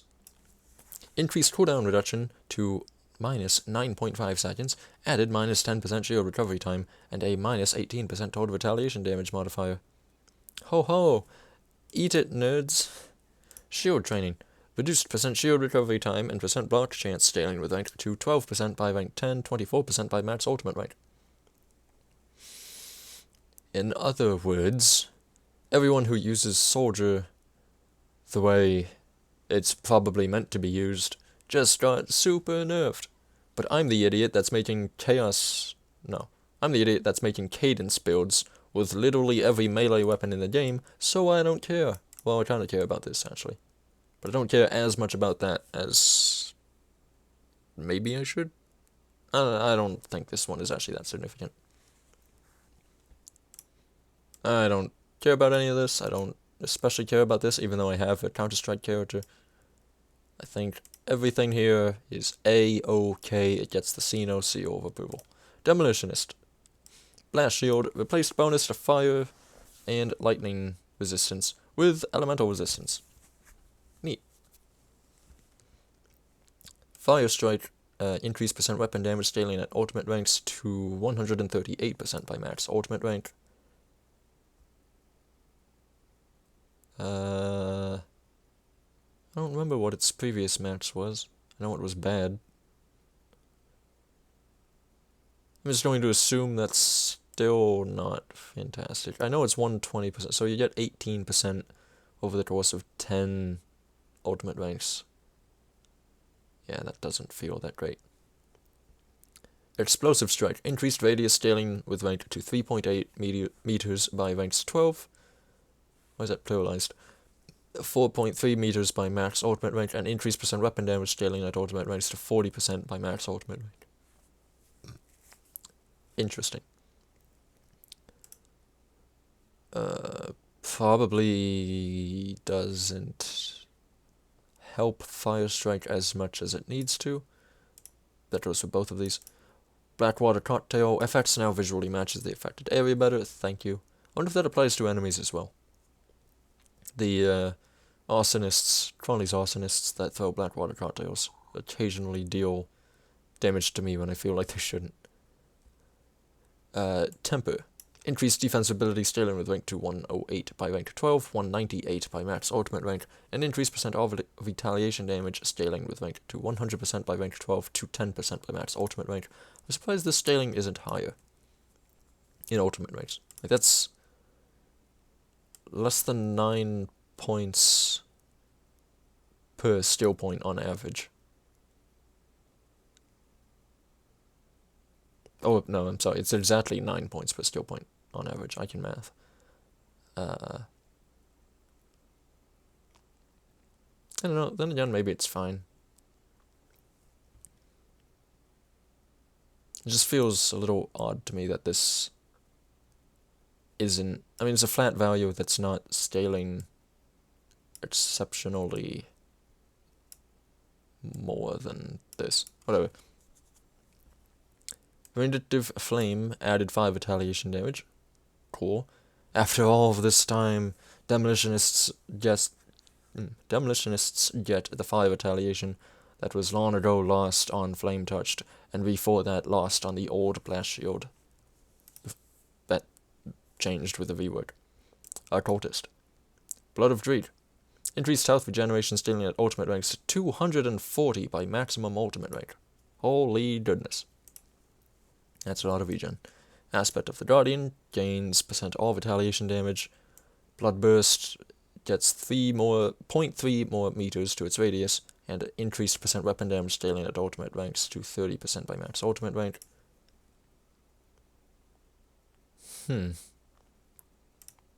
Not trivial. Not fantastic. Terrifying Gaze, replace Chance of Terrify with Chance of Confuse, thank you. Ember Claw, increase percent attack damage scaling to 120% by rank 12, 130% by max ultimate rank. I'm not a pet player. In fact, that statement pretty much just goes for this. Although this is pretty cool, that Man Flesh now heals all allies in a small radius around the initial target. That's neat. Second right, increase percent vitality resist scaling at ultimate ranks to 35%. Yeah, it's pretty whatever. Nightblade, Armor Master's Quick Cut, increased animation speed by a whopping 20% for an even quicker quick cut. Try saying that 5 times fast.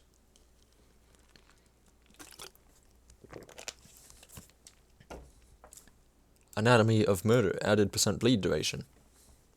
Cool. I'm mostly surprised that this didn't get nerfed. Blade Barrier added crowd control reduction scaling with rank. The idea behind this is so that if you eat like a 6-second stun, which I don't think exists, but if you eat a 6-second stun on the final second of Blade Barrier, you don't exit Blade Barrier stunned for another eternity. You get the resistance for Blade Barrier, which reduces the duration of the stun when it first hits you, and then as you leave Blade Barrier, hopefully the stun will have expired on account of that resistance. Or freeze, or petrify, or whatever else. But this resistance does not linger beyond the duration, the 3-second duration of play barrier itself. Shadow Dance increased defensive ability scaling with rank to 120 by rank 12, to 20% by, 220%, let's go, 220 flat by max ultimate rank, added % reduced trap duration. This doesn't matter. This is neat. I like Shadow Dance, and I'm happy to see the defensive ability improved. I don't imagine they would improve the dodge and projectile avoidance, because that's more or less fine where it is. But it's nice to see a tune-up here. Albrecht's Aether Ray now pierces through enemies, values adjusted accordingly, which means nerfed on the skill, its modifier, and its item skill modifiers where necessary. It's still amazing. It's now beyond amazing. It's probably one of the strongest skills in the game, with the offhand that gives it attack damage converted to health at least. Arcane Will, increased defensive ability scaling with ranks to 150 by rank 10, 280 by max ultimate rank. I forgot this even had defensive ability. Conversion, added reduced trap duration. You're seeing that a lot. Maven's Sphere of Protection. Zantai full well knows my opinions about this one. Damage penalty is now a static -5% at all ranks. Increased % damage absorption scaling at ultimate ranks to 30% by max ultimate rank. Oh boy. So as I've said, and made painfully clear, in my opinion, this is a buff to the Arcanist mastery, because it means that Arcanist players can specifically pick and choose where they would like, how much damage absorption they would like at any given time, without worrying about the damage penalty scaling up or down, depending on that choice. So, in general, a buff to Arcanist players. However, to this skill in particular, I think it's a nerf. I think it's a nerf to scaling this skill very high. I think it's a nerf to finagling and one-pointing this skill. I think it's just, in general, a nerf to choosing to improve your investment in this skill. I don't think there should be a damage penalty to Maven's Sphere. I don't think it would be the biggest thing in the world for it to be removed. Namely because a lot of Arcanist has damage modification on it in the positive end, such as the Agrivix Transmuter or the Ludwigian set bonus, which I believe is 175% to Panetti's Replicating Missile. What those things mean in conjunction with this is that if you were to lose this, you wouldn't really gain 5% more damage.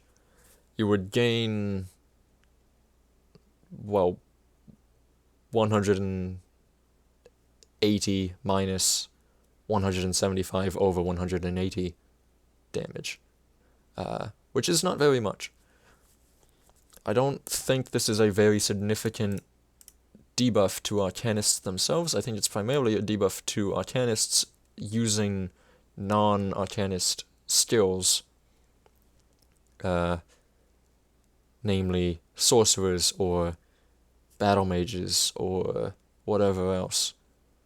I don't think this is a bad change per se. It's not the change I would have made, and it's not a change that I think is good for the skill, but it's definitely good for the mastery.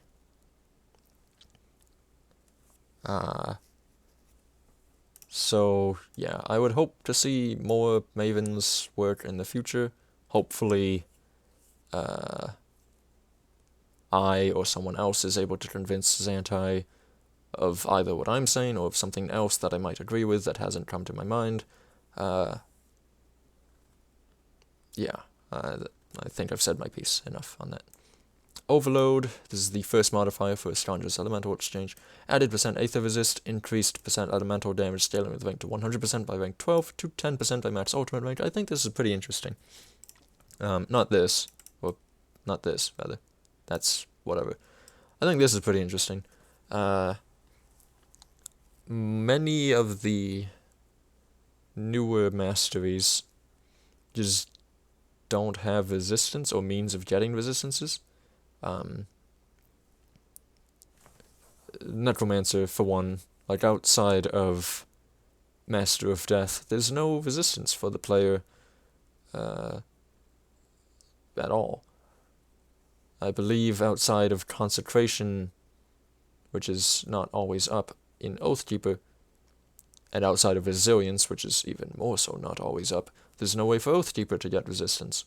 So it's nice that some other means of getting permanent resistance are being added, and I think Overload was a good place for it in Arcanist.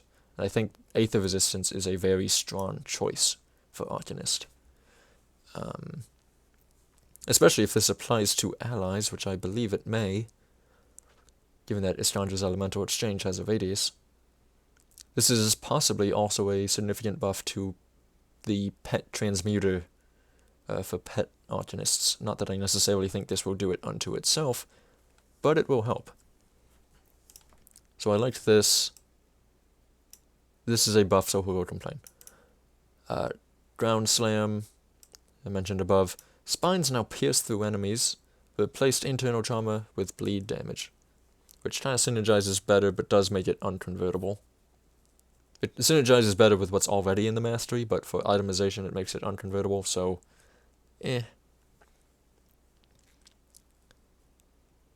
this is probably the most notable thing to give Summon Briarthorn more area effect that it sorely needed. Dragon's Pact.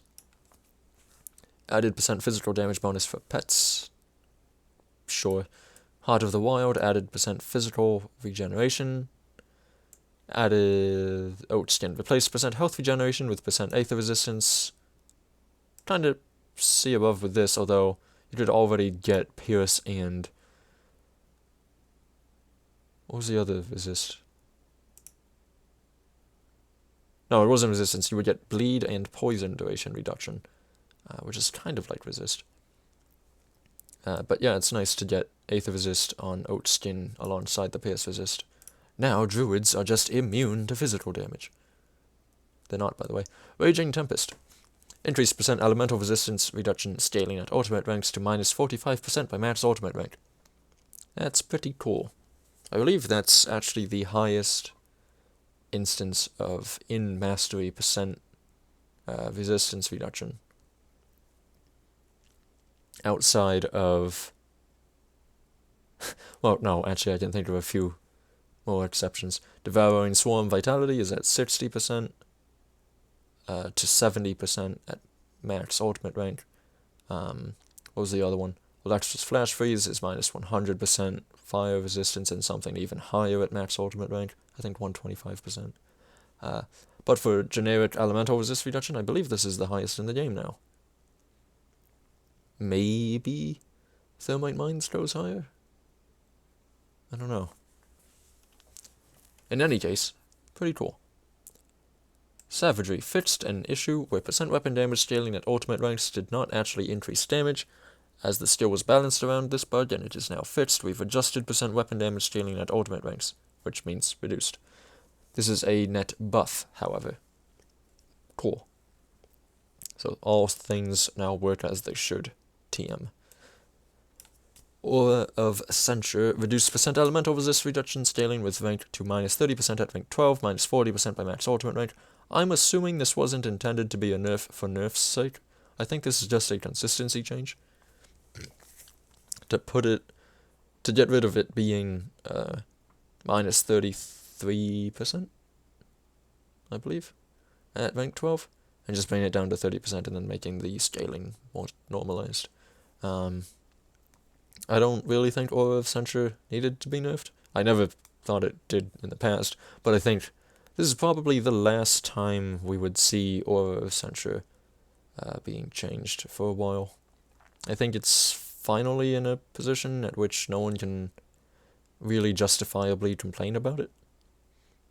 I, of course, still want to see its radius increase, but, evidently, what do I know? I've only used the steel 700 times. I note in saying I don't think we'll see it again, that doesn't exclude seeing modifiers for it in items being changed. But I think for the Inquisitor base skill, I imagine this is the last time we'll see the skill.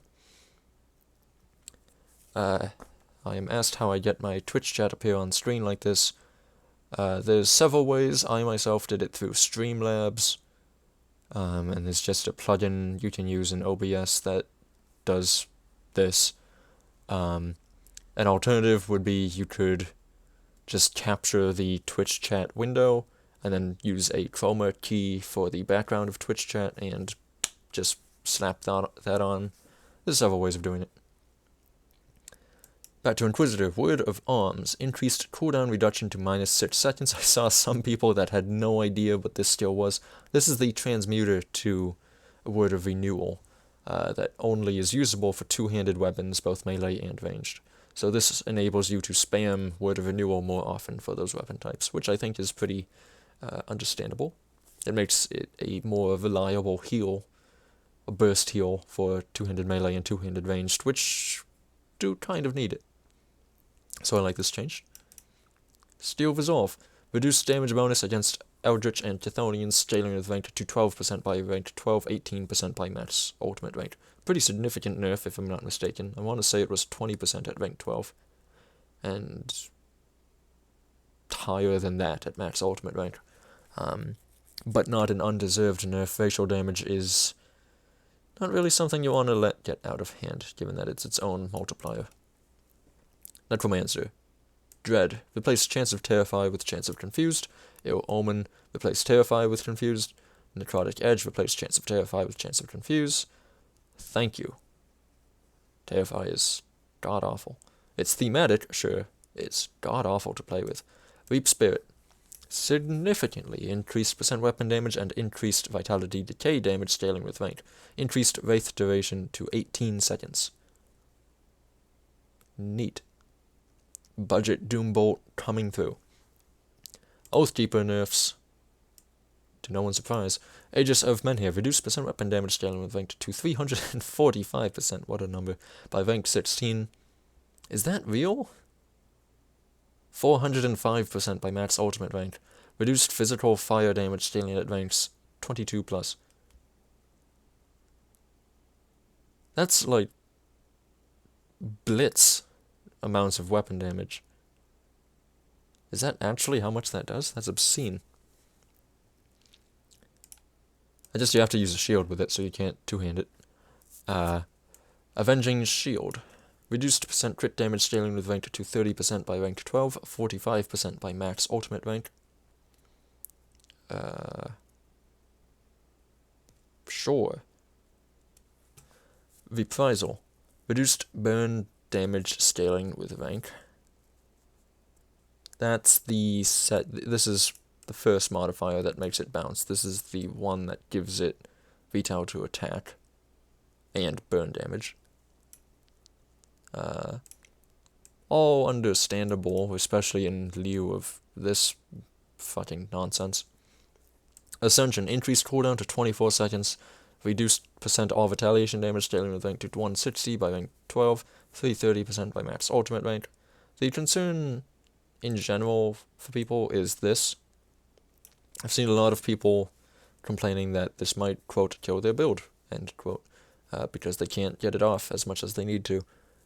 Realistically, if you're relying on Ascension or its modifier to survive, your build needs work. Even more realistically, you get this off as much as you need to. At 24 seconds, you can still reliably use this once in a mob pack, kill that mob pack, walk over to the next one, and use it again. Unless you have 74 bazillion movement skills, which you're an Oathkeeper, you have Value's Might, so maybe you do. In which case, sure, maybe every other mob pack you get to use Ascension. 24 seconds is not really a long time. I don't think this kills builds in the campaign. Maybe it nerfs Crucible clear times. I don't think it kills anything. I don't think you die because of this change. Often. I think if you die because of this change, it's not because Ascension was nerfed, it's because you built your character improperly. Eye of Reckoning got the Udol's Hunger nerf, reduced movement speed by an additional 4% while spinning to win, because Zantai doesn't like fun. Heart of Wrath, increased base fire damage and increased burn damage scaling with rank. Thank you. I wish this was better. It's a neat concept, but it doesn't have... For a skill that looks really cool, and pulls enemies into you, and deals decent damage with the first base skill and the first modifier, Heart of Wrath is really underwhelming. Rebuke. Added, percent of retaliation, oh no, what am I reading? Reduced, very different from added. Reduced percent of retaliation damage scaling at ultimate ranks to 185% by max ultimate rank. Resilience. I don't understand people complaining about this. Reduced percent physical resist scaling with rank to 12% by rank 12, 18% by max ultimate rank. I don't understand the people that A, thought this would kill the skill, and B, thought this skill was not obscenely overpowered, because it was. Granted, most commonly, you're going to 1 point it. But that 1 point with plus skills is going to bring you so stupidly far that if you actually had the skill points left over in Oathkeeper, I would highly recommend, in the past, putting them into Resilience, and I would still highly recommend putting them into Resilience, because this skill is so beyond stupid. It's a low health proc that doesn't activate at low health, it's at 66%, and it gives you a dumb amount of defensive ability, physical resistance, and all resist maximum, which is obscene. It's a bonkers skill proc, and it frankly deserves to be nerfed even further. Righteous Fervor got the Savagery change, fixed an issue where percent weapon damage scaling at ultimate ranks did not actually increase damage as the skill was balanced around this, but it is now fixed. We've adjusted percent weapon damage scaling at ultimate ranks. This is a net buff. Sure. Safeguard. Reduced armor scaling with rank. This one, I don't really like this passive. I get that it's good. I don't necessarily like it.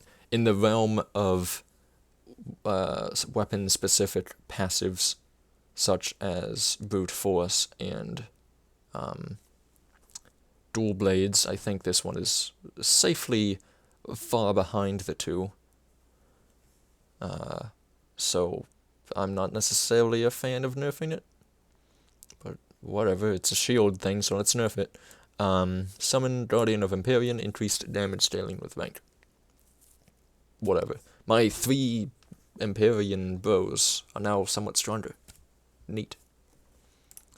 And, that's the patch. But not really, because we still have the Conduits to talk about. So, starting with Soldier. We have 200 lightning damage given to Force Wave. Let me zoom into this. Yeah, I'm sure that's fine. 200 lightning damage given to Force Wave. Kind of lackluster without also conversion.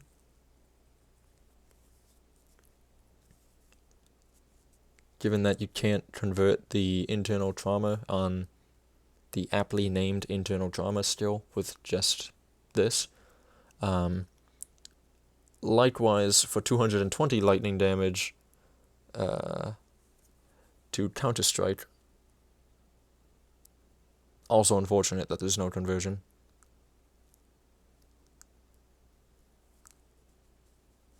I'm being told that it does convert, which perhaps means, A, this entire analysis is a moot point, and I'll just be offering bad comments.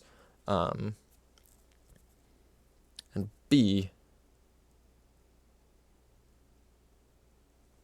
I'm getting very conflicting opinions.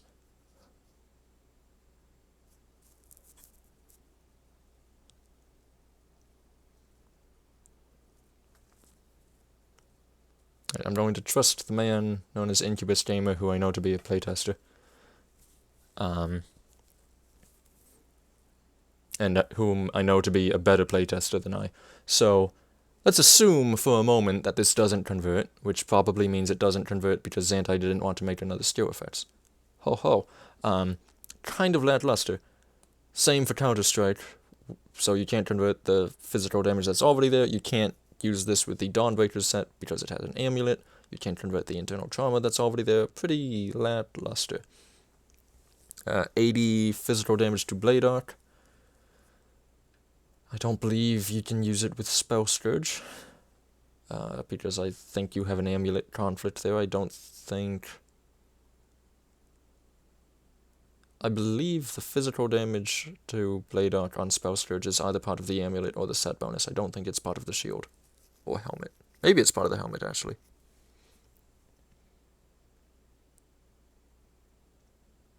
If you can stack it, that's actually pretty cool. If you can't, that's still maybe usable. It's definitely more usable than the Spell Scourge physical damage alone, though Spell Scourge also gets the weapon damage bonus, which is much more significant.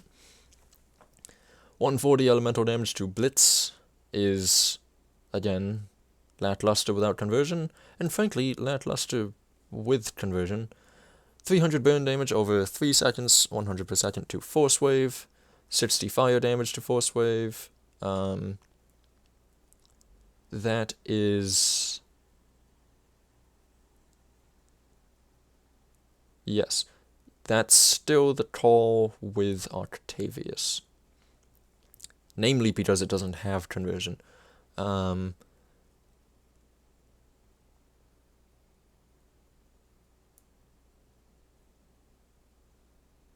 Ooh.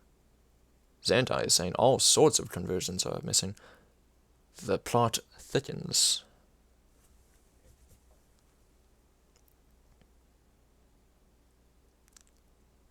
Tune in 5 minutes when we figure out what's actually in the game.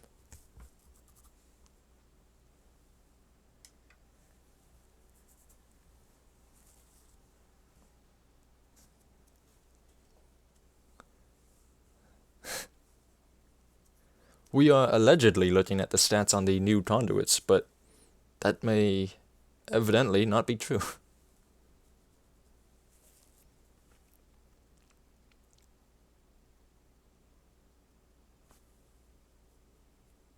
Yeah, the +1 max level to Force Wave Soldier. I don't know why GD Stash does this. This is just indicative of... Oh, you know what? This is probably the conversion. This line is probably the conversion. Because GD Stash does this when there's a skill modifier that it can't interpret. I don't know why it can't interpret a conversion skill modifier. But if you get +1 max level to something that's a skill and it's not a mastery, that means it's a skill modifier. Old versions of GD Stash just listed that for every single skill modifier, but Mamba started to list them a little more, I don't know what you would call it, more often, more correctly. So yeah, this line is probably conversion. In which case, I have no idea what this line is.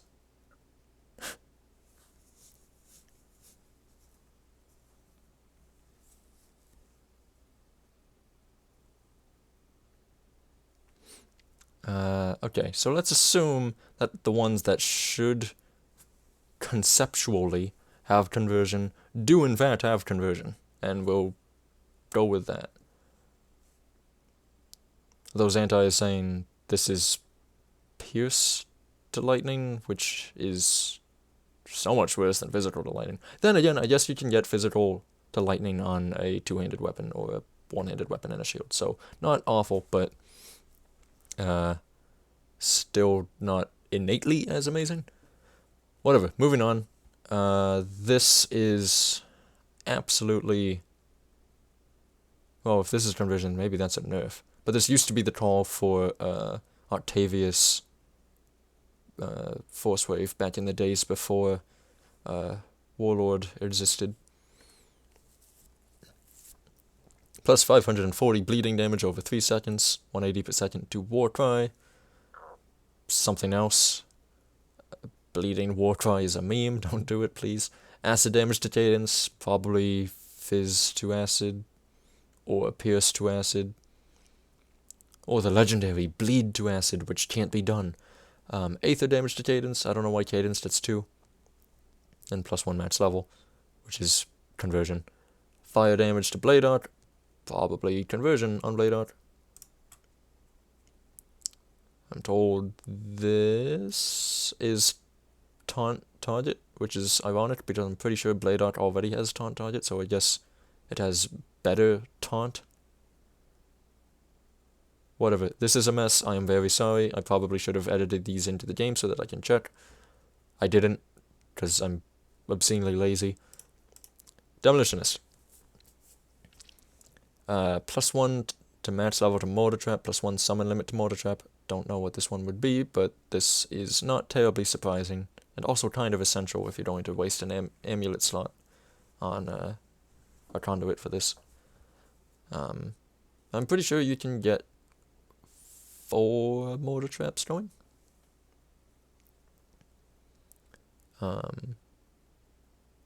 40 health regen to Vindictive Flame, 100% health regen per second to Vindictive Flame. I want to say from memory this is a speed modifier, but I don't know that for sure. I have used this one in the past, and I know when I had done that, I also got like 10% total speed to Vindictive Flame.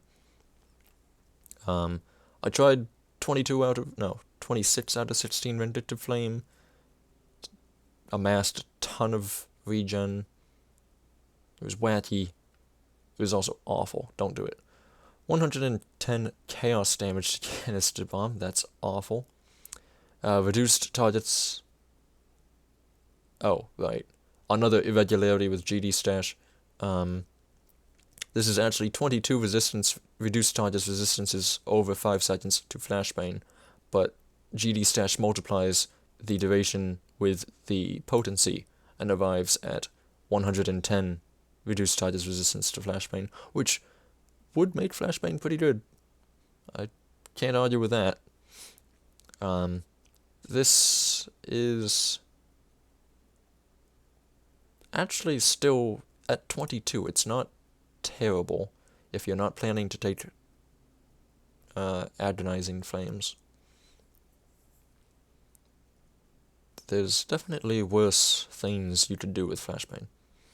Cold damage to Granado, 15% energy cost reduction to Granado, probably cold conversion to Granado. Pretty sure Rhyme Ton has an amulet in it though, so you can't use this with that, which is unfortunate. Lightning damage to Blackwater Cocktail, probably conversion to Blackwater Cocktail to lightning damage, either fire or chaos being the input. There's other items that give lightning to Blackwater Cocktail. I don't think any of them are very good, and I wouldn't necessarily recommend this. 35 Vit to Fire Strike, 40 Aether to Stunjax, 40 Chaos to Stunjax. All of these are memes except for Aether, because Aether Jax is, frankly, quite doable. I wouldn't necessarily say it's good, but it's doable. Chaos Stunjax I would not recommend. Vitality Fire Strike is also somewhat doable. Namely because there's a lot of items that try to make it so, but I don't think it's a good choice. Occultist. Acid damage to Doombolt. Acid Doombolt. Who can complain with that? Burn Doombolt. 200 damage per second. That's actually not necessarily terrible. In fact, that's actually probably good. 42 chaos damage to Summon Hellhound. Pretty significant, actually, especially given that Summon Hellhound has a flat chaos damage aura. 45 fire damage to Dreed's Evil High. Absolutely not. Maybe when Dreed's Evil Eye flat damage spam actually becomes good, and when fire damage actually becomes good, this will be an option. Now is not then. 55 lightning damage to Summon Familiar. I am not enough of a pet player to understand how significant this would or would not be.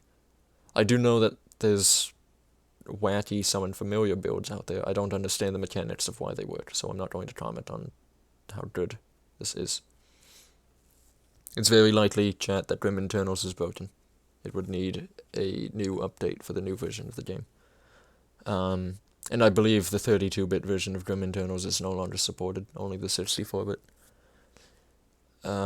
70 vitality damage to Sigil of Consumption. That's just a straight buff to the base skill, so usable if you're not using Valder's gems. Minus 15% acid and poison resistance to bloody parts. Minus 15% pierce resistance to bloody parts.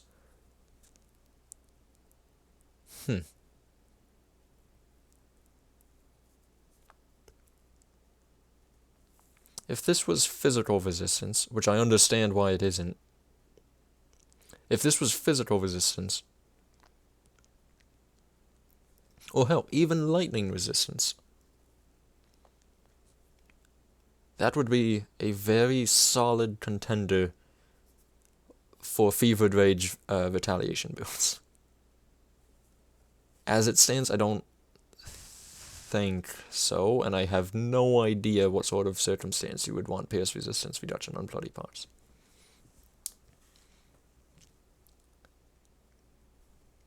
Chaos resistance reduction and Aether resistance reduction on bloody parts is whatever. Elemental resistance Curse of Frailty, on the other hand. Now we are talking.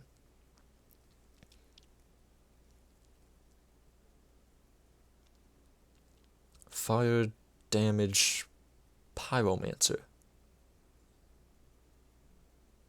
I've heard of worse. Oh, why is this so zoomed in? It's not, it's just lawn. Okay. 100 health regen per second to Blade Barrier. 500% health regen per second to Blade Barrier. Minus 2 seconds skill recharge to Blade Barrier. In other words, with 1 skill point, you press Blade Barrier and you're full health. Plus 1 summon limit to Blade Spirit. So triple Blade Spirit's base. I would wager there's a way to get 4 Blade Spirits, but I'm not sure about that. 100 Aether damage to Shadow Strike. Of all the ones to not be changed, I'm surprised this was left in. 120 fire damage to Rain of Steel. Isn't there a medal from Ancient Grove that gives you, like, Pierce to Fire or something for Rain of Steel? Also, 1.5 meter radius to Rain of Steel. It might be time to make... No, it's absolutely not.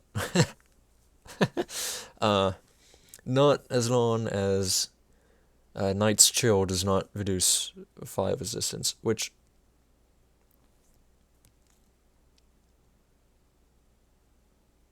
I mean, if Thermite Mines can reduce cold resistance, can the Chill of the Night not make you take more fire damage too? Like, come on. Think of the lore, the theme, the feel. Chaos damage to Phantasmal Blades, which is technically a buff to the base skill line. Minus 4 seconds skill recharge to Phantasmal Blades. Get out of here with that crap. I don't want cooldown blades. Especially not with flat damage type. Like, give me a dot damage type for that. Come on. 70 acid damage to Armavasta's Blade Burst. 1.5 meter radius to Armavasta's Blade Burst. I wonder how much radius you can get to that skill. I might start using it if it can hit screen wide. 8% critical damage to Shadow Strike. 1 to... Wait. Plus... Yeah. Okay. 1 to 200 lightning damage to Shadow Strike.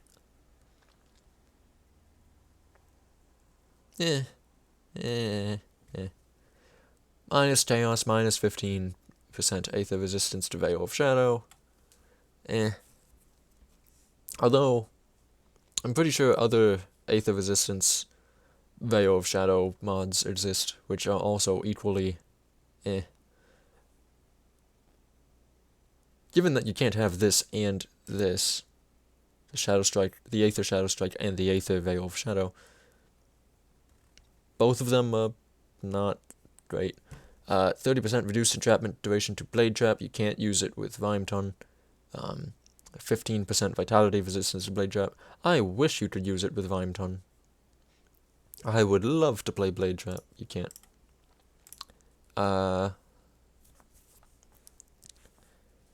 18% slower target movement for 1 second to PRM.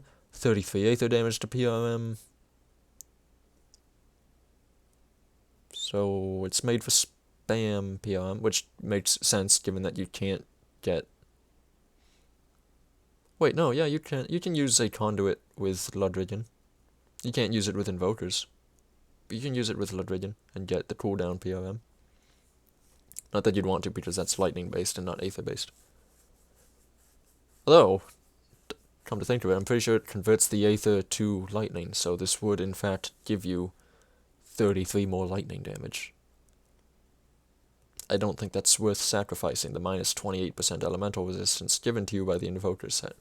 So, still not a great choice. But Aether PRM was once a thing. It might still be a thing with Mage Slayer and the metal, whose name I can't remember. 20% slower target movement to Albrecht's Aether Ray, 24% weapon damage to Albrecht's Aether Ray. This is the highlight for sure. I don't recall if you use this. I wouldn't be surprised if you do. I think you do. But I'm not the Aether Ray guy, although he is in my chat. So maybe consult him, being good old Wolf Overclocked. 400 poison damage over 5 seconds to Trozen's Strishard. 60 acid damage to Trozen's Strishard. Acid Trozen Strishard. The dream. 60 chaos damage to Kalidor's Tempest. 4% of attack damage converted to health to Kalidor's Tempest.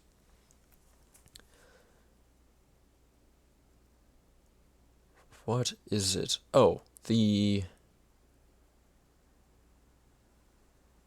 a helmet that gives +1 to all skills in Soldier and +3 to Kalidor's Tempest that also gives you attack damage converted to health to Kalidor's Tempest. And those would stack. It's an Aether item, not a Chaos one. But I guess you could convert that Chaos damage.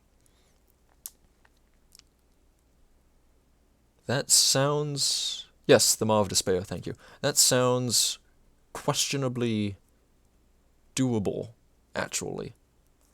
And fairly survivable if you did manage to get a good damage output going. So I will mark this one down as viable. Take note. 70 fire damage to Trozen Strishard and whatever this is. If this isn't conversion, it's doable. It's probably conversion, which makes it not doable.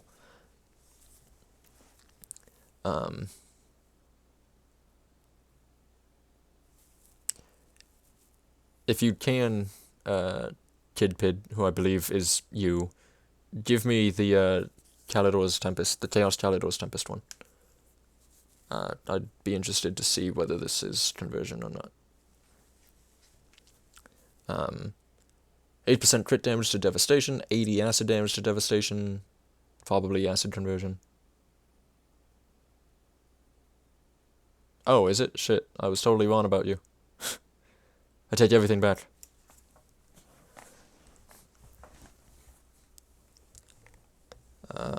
So this is cool. Green meteors that were already green. Cold damage to Albrecht's Aether Ray. Why does Albrecht's Aether Ray get 2 mods? It's just like Cadence. Why does Devastation get 2 mods? It's just like Albrecht's Aether Ray. I do know that the Cold Aether Ray looks very cool. It's a straight rip-off of my Cold Aether Ray, which is a straight rip-off of Aether Ray that I used in Zenith. But yes, you can also get blue meteors, which are already somewhat blue, but you get them for 0 energy cost. And 30% reduced freeze duration to Electras, which you can't stack with Mage Slayer. What in the world is this? Zenith update. Yeah. You wish. It'll happen one day. When I'm 200. Storm Totem recharge goes down. Wind Devil recharge goes down. No idea what's going on over here. Aether damage to Primal Strike. Core damage to Primal Strike. Aether damage to Savagery. Lightning damage to Briarthorn. Whack. Poison damage over 1 seconds to Grasping Vines. Acid damage to Grasping Vines. Plus 2 second duration to Grasping Vines. That's a lot of modifiers. They live longer. I'm assuming that's applying to these. Neat. Without an increased cap, that probably means you'll hit the cap. Pretty easy. 72 bleeding damage over 3 seconds to Madrogen's Pact. 50% bleeding damage with 50% improved duration to Madrogen's Pact. Would apply to pets because it's an aura.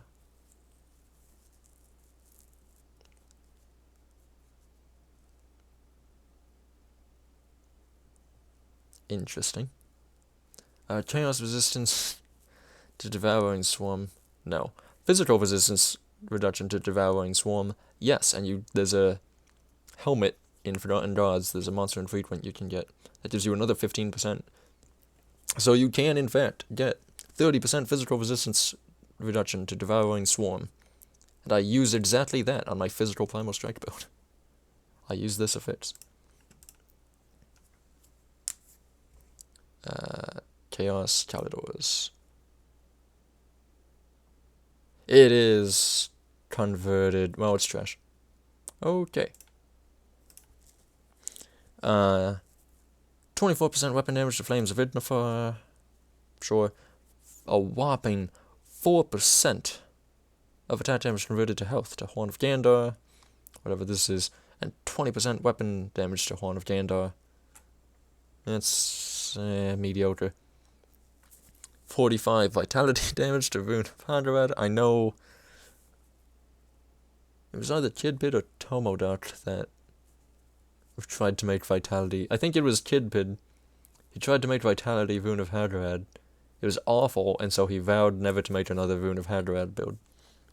70 pierce damage to Rune of Calistor, which is kind of just a straight buff to the skill because it already has an 8 pierce damage. Chaos damage to Inquisitor's Seal, minus 10% chaos resistance to Inquisitor's Seal. That's wacky.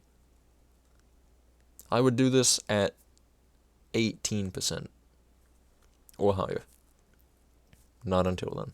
80 Aether damage to Flames of Ignifar. No.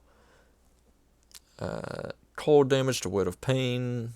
Minus 50 OA to Word of Pain. This would be good on a leveling item. Not at 94. Minus physical resistance to Stormbots of Elderloth. Whatever this is. Probably lightning to physical, but it wouldn't apply to the electrocute given by the tether because it's a skill secondary modifier, and that's not affected by skill modifier conversion, only by global conversion, which means probably this is just trash. What's this? What is this blue thing in your screen? 100 fire to Aether on Flames of Ignifar. Aether to Flames of Ignifar. Total damage modified by 10% to Flames of Ignifar. Whack. Hold on. Hold the front door.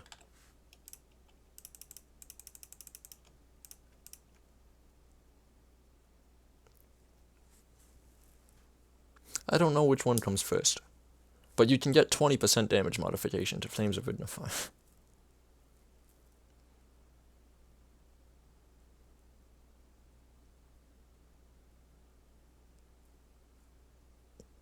That's not balanced.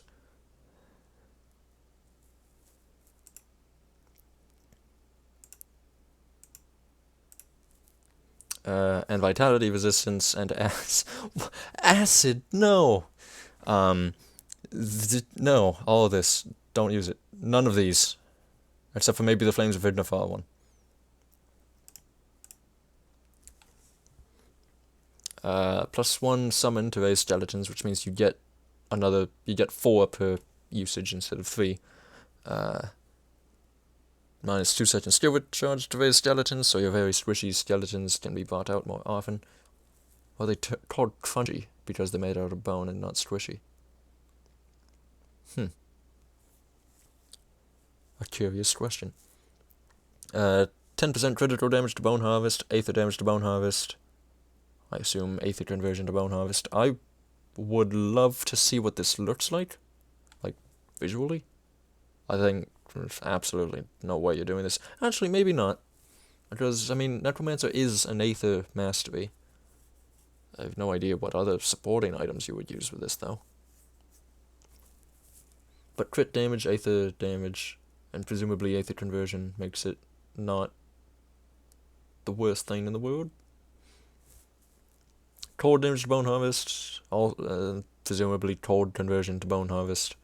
Also not terrible, although I don't think the Necromancer is a cold mastery. 15% slower enemy attack for 2 seconds to drain essence, plus 24% weapon damage to drain essence. They like this 24% on channeled skills. Oh, this is evidently 3 meter range. Oh no, I've been called a nerd. My ego. 42 acid damage to summon Blight Fiend, plus whatever this is. Whack.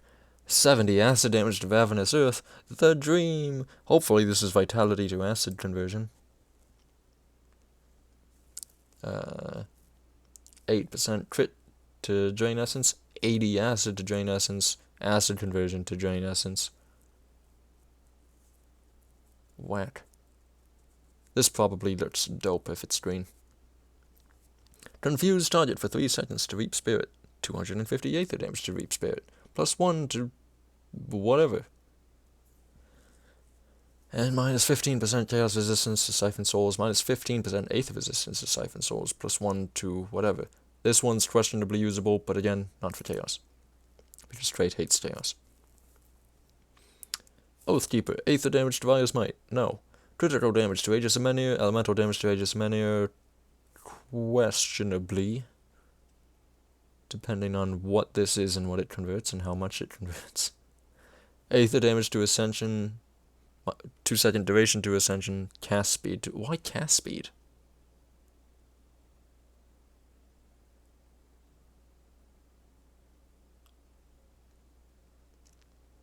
What?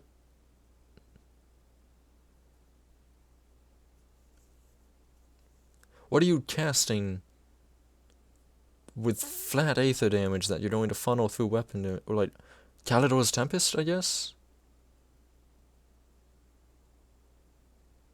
What? 35 cold damage to Righteous Fervor, something converted to cold to Righteous Fervor. Chaos damage to Eye of Reckoning? No. Crit damage to Eye of Reckoning. 42 Aether damage to Eye of Reckoning. Aether conversion to Eye of Reckoning. No. 90 Chaos damage to Aegis of Menhir. Why does... Timeout. There's 42 Chaos to Eye of Reckoning. There's 42 Aether to Eye of Reckoning. The Aether also gets crit damage. How much does Trait actually hate Chaos damage? Like, what is this?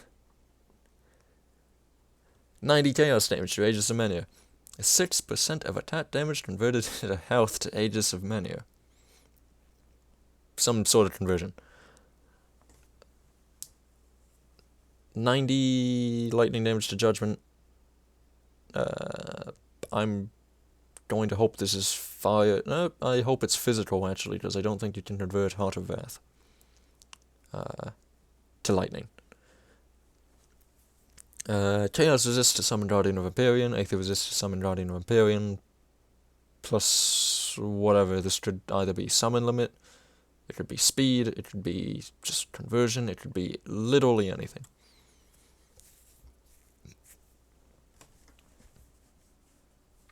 And that's the patch. The change that I did want to see isn't in it, and Xantai knows full well what it is. It used to be in it, though. It used to be. All in all, Warlords got the nerf bat that they deserved. Retail to Attack got the nerf bat that it deserved. This thermite mining meme is pretty good. I'm gonna go theory craft that one whenever Grim Tools is updated. That's pretty good. Soldier got nerfed for the first time in 18 years. Or if Censure got nerfed for the 8th time in a row. All in all, good patch. This looks amazing. The game is gorgeous, starting from level 1. Go level with Force Wave, it feels amazing to do so. Go level with... Most of these aren't leveling skills except for Bloody Parts, and I haven't seen that one yet. Go level! Go make an alt. Blood Ragers is probably overtuned. Estrandra's Unity might see additional buffs. I don't like Clairvoyant. I'm a big fan of Olzuin's. I think it's just fine where it is.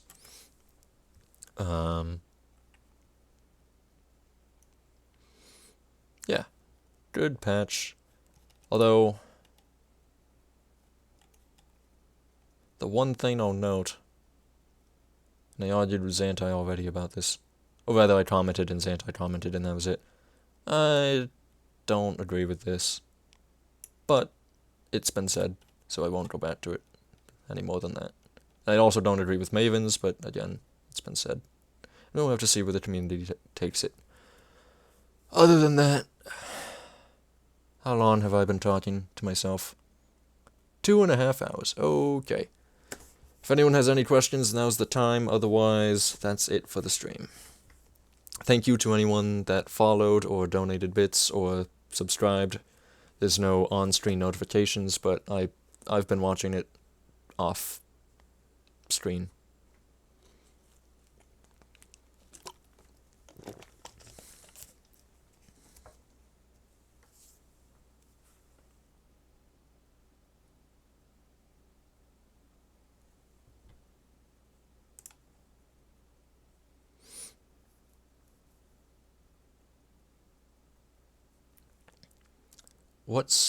What builds that weren't viable before for full game and end game do you think this patch has made viable? That's a good question. I would say, in and of itself, this has made Canister Bomb more viable in end game, both for the campaign and for end game itself. I don't necessarily know if this makes Canister Bomb viable deep into the Shattered Realm, and you probably won't, unless you get very lucky.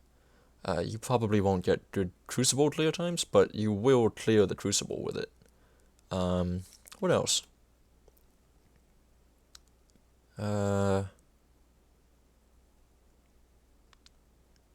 Dreidel would be an item to look out for.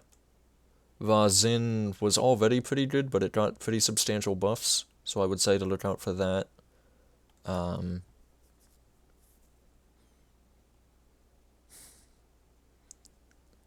Hopefully, although I don't think so, hopefully the Dreid set will be more viable.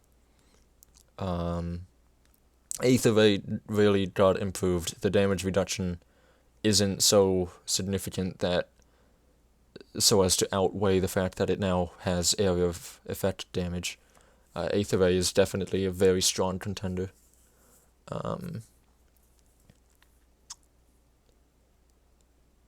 What else? The Sentinel set is somewhat better with Counter-Strike. Where is it? I can't find it. Defender of the Three. Sentinel of the Three. This is notably better with Counter-Strike. I don't know necessarily if it would beat out Dawnbreaker or Blood Knight. And even regardless of beating them out, I don't necessarily know if it's good enough with Counter-Strike to be a viable Counter-Strike setup, but it's certainly better, and it needed to be better in that regard. Pets got some pretty significant improvements in this patch, and I wasn't inclined to believe that they needed them, but they got them. I think that's pretty much it for the TLDR.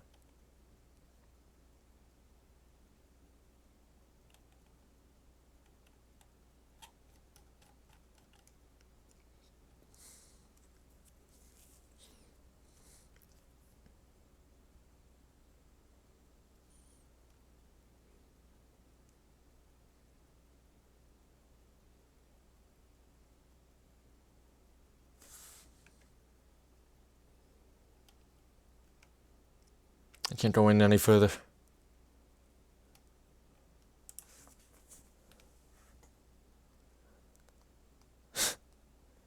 And with that, I'm going to call it a stream. Thank you all for tuning in. This will hopefully be up on YouTube.